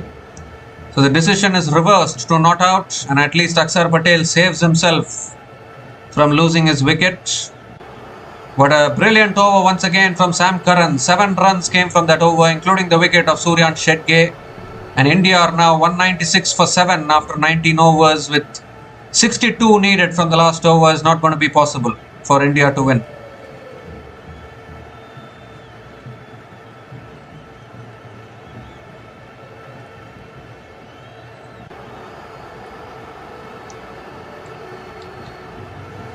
So Adil Rashid is going to be bowling the last over for England. Arshdeep Singh is going to be on strike. Rashid, who stops in his follow through.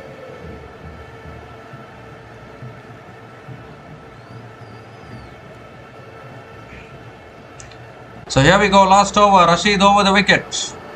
Tossed up again. Arshdeep comes down the wicket, flicks it away leg side towards deep mid wicket. And Arshdeep Singh picks up another single to start the over. Only 5 balls left in this game now. Akshar Patel is back on strike.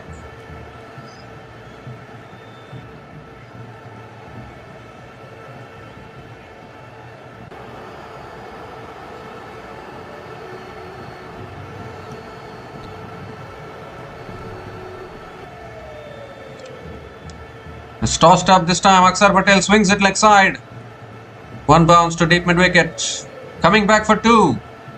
And Akshar Patel will pick up another couple of runs. At least they are trying to cross 200 probably. Even if they are losing this game. At least they can at least give themselves a pat on the back that they crossed 200. Down the track. Hits it high in the air. No timing. Should be taken. Should be taken. It is. Long off takes the catch. And Adil Rashid strikes again. Akshar Patel survived a close LBW shout in the previous over. But not this time though. Just gently drives it up in the air. And a simple catch at long off. It's not been his day today. Akshar Patel went for 63 runs with the ball. And now again unable to contribute with the bat. Will Jacks completing the catch at long off. 8th wicket goes down for India. Akshar Patel departs after scoring 3 runs from 4 balls. And India are now 199 for 8 after 19.3 overs.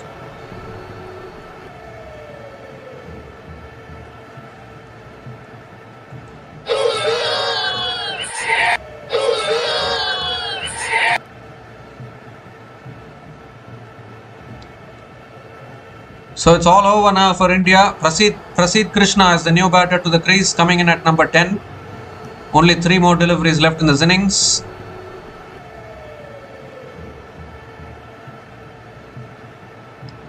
So 4th ball of the over coming up. Tossed up, Prasidh Krishna hits it down towards long on. Gets off the mark with a single. 200 comes up for India. 200 comes up in 19.4 overs, but it's all going to be in vain for them. Because only 2 balls left, 58 runs needed. It's not going to be possible for India. Arshdeep Singh is back on strike.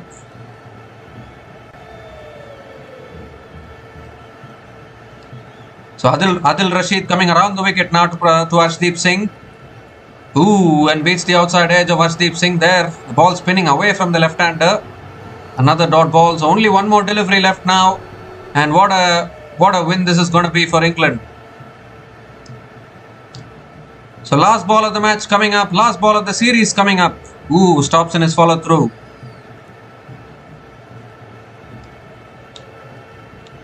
So last ball of the match coming up. Last ball of the series as well from Adil Rashid. Tosses it up. Arshdeep comes down the wicket. Hits it away leg side towards deep mid wicket. Will pick up another single to finish it off. But it won't matter for India.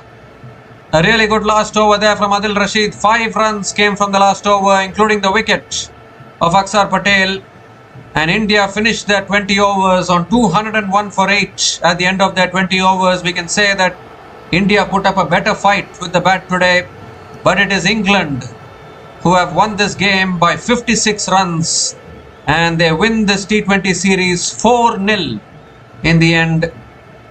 And unfortunately for India, Shreyas Iyer's losing streak as Indian T20 captain continues.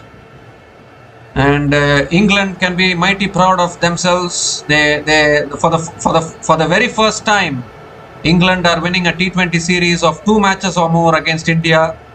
And we can't call this a whitewash. It's a half whitewash from England, in all honesty, because the first T20 got washed out, and after that they have won 4 matches. It's 4-0 now for England. But if the first T20 had happened fully, if England had won that first T20, then it would have been 5-0. It would have been a whitewash. But magnificent performance from England. They were put into bat today. and putting up a big total of 257 on the board. And chasing a target of 258 was always going to be tough for India. And in the end, India put up a better fight with the bat today. Tilak Verma hitting a half century. Ishan Kishan hitting a half century.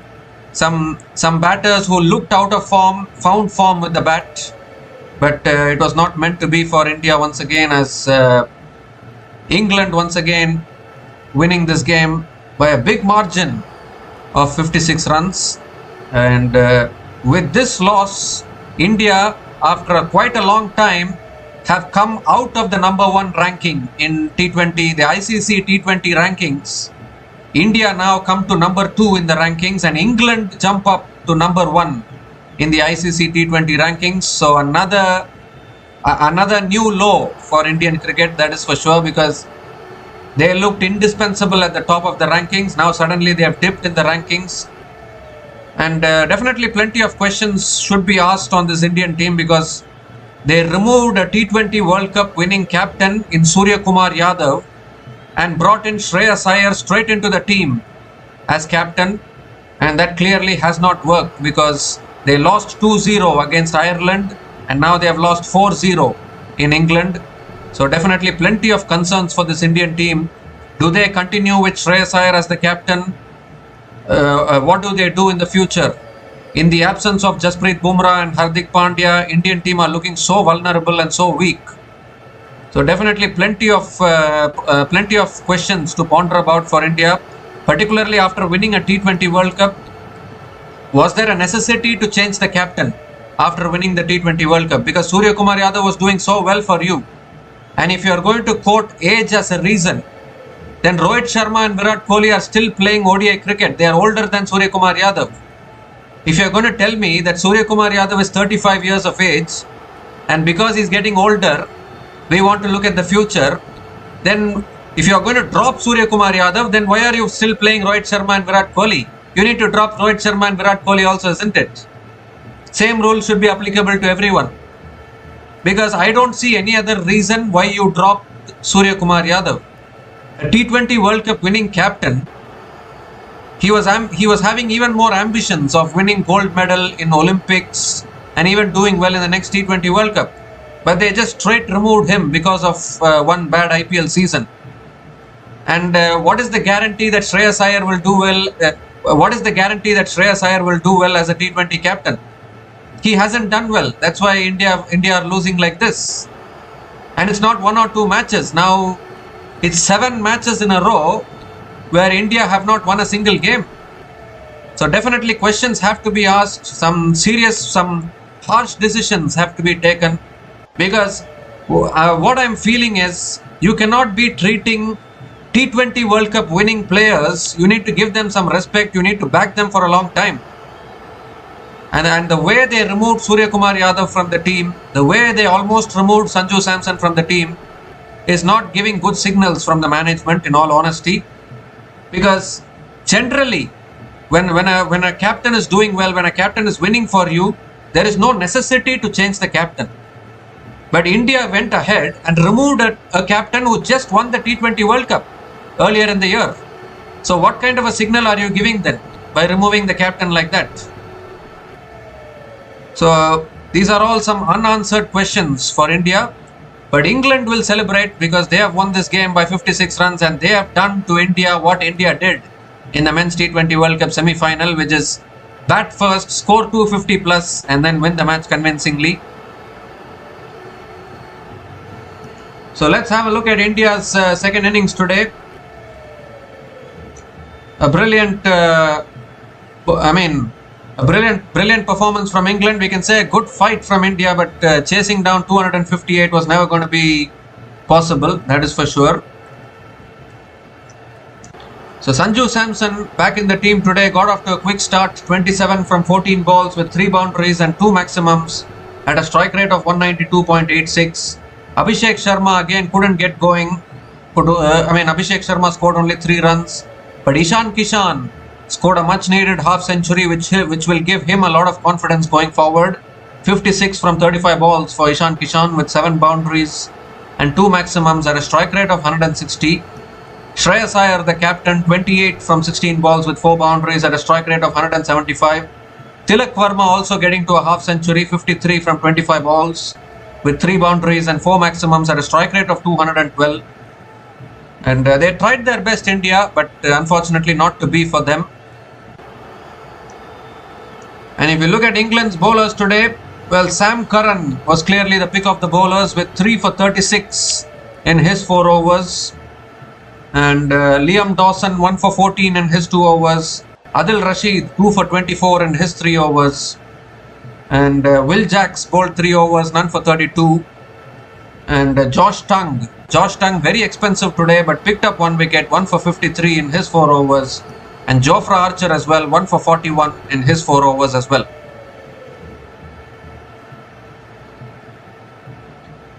So overall, the disappointment continues for India. After winning the T20 World Cup, this is not what India would have wanted. A whitewash in England, a whitewash in Ireland, and now a whitewash in England. So definitely things not going good for India. But England winning this game by 56 runs, a commanding win. And England also winning the series 4-0.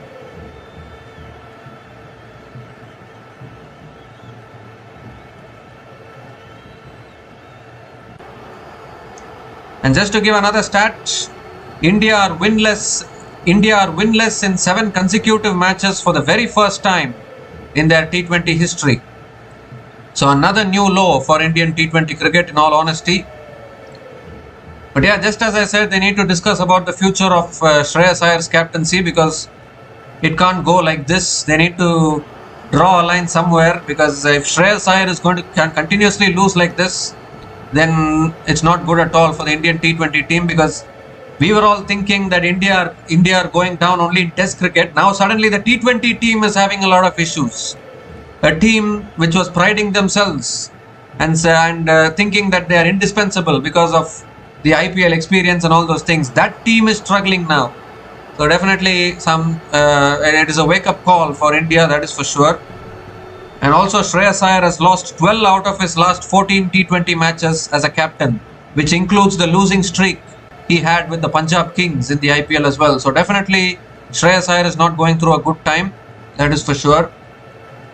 But yeah, England won't bother about all of this, because this is in a way a history for England, because England have won a T20 series for the very first time against India, and they have done it in style by winning it 4-0, whitewashing the World T20 champions at home.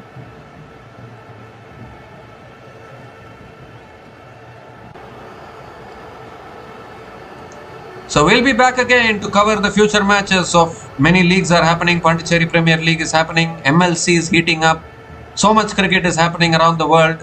So we'll be back again to cover all those games. We'll be back again to cover all those matches. So until we come back again, please like, share and subscribe to our channel Runs and Views. Take care guys. Cheers and good night.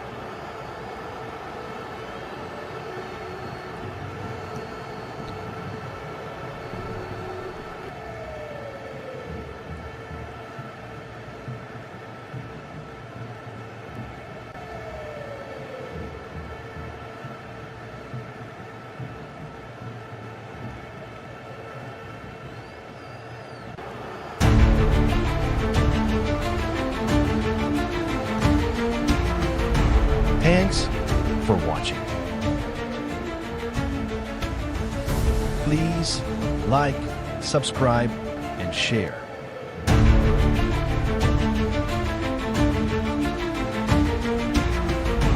Thanks for watching. Please like, subscribe, and share.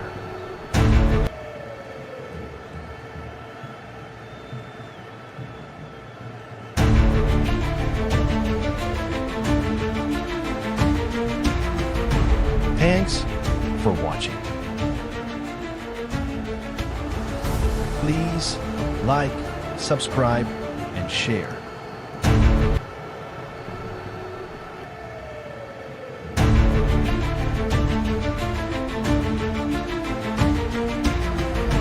Thanks for watching. Please like, subscribe, and share.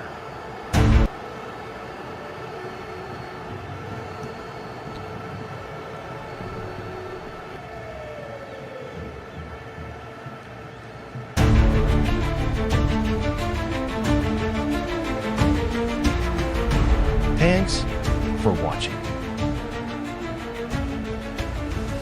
Please like, subscribe, and share.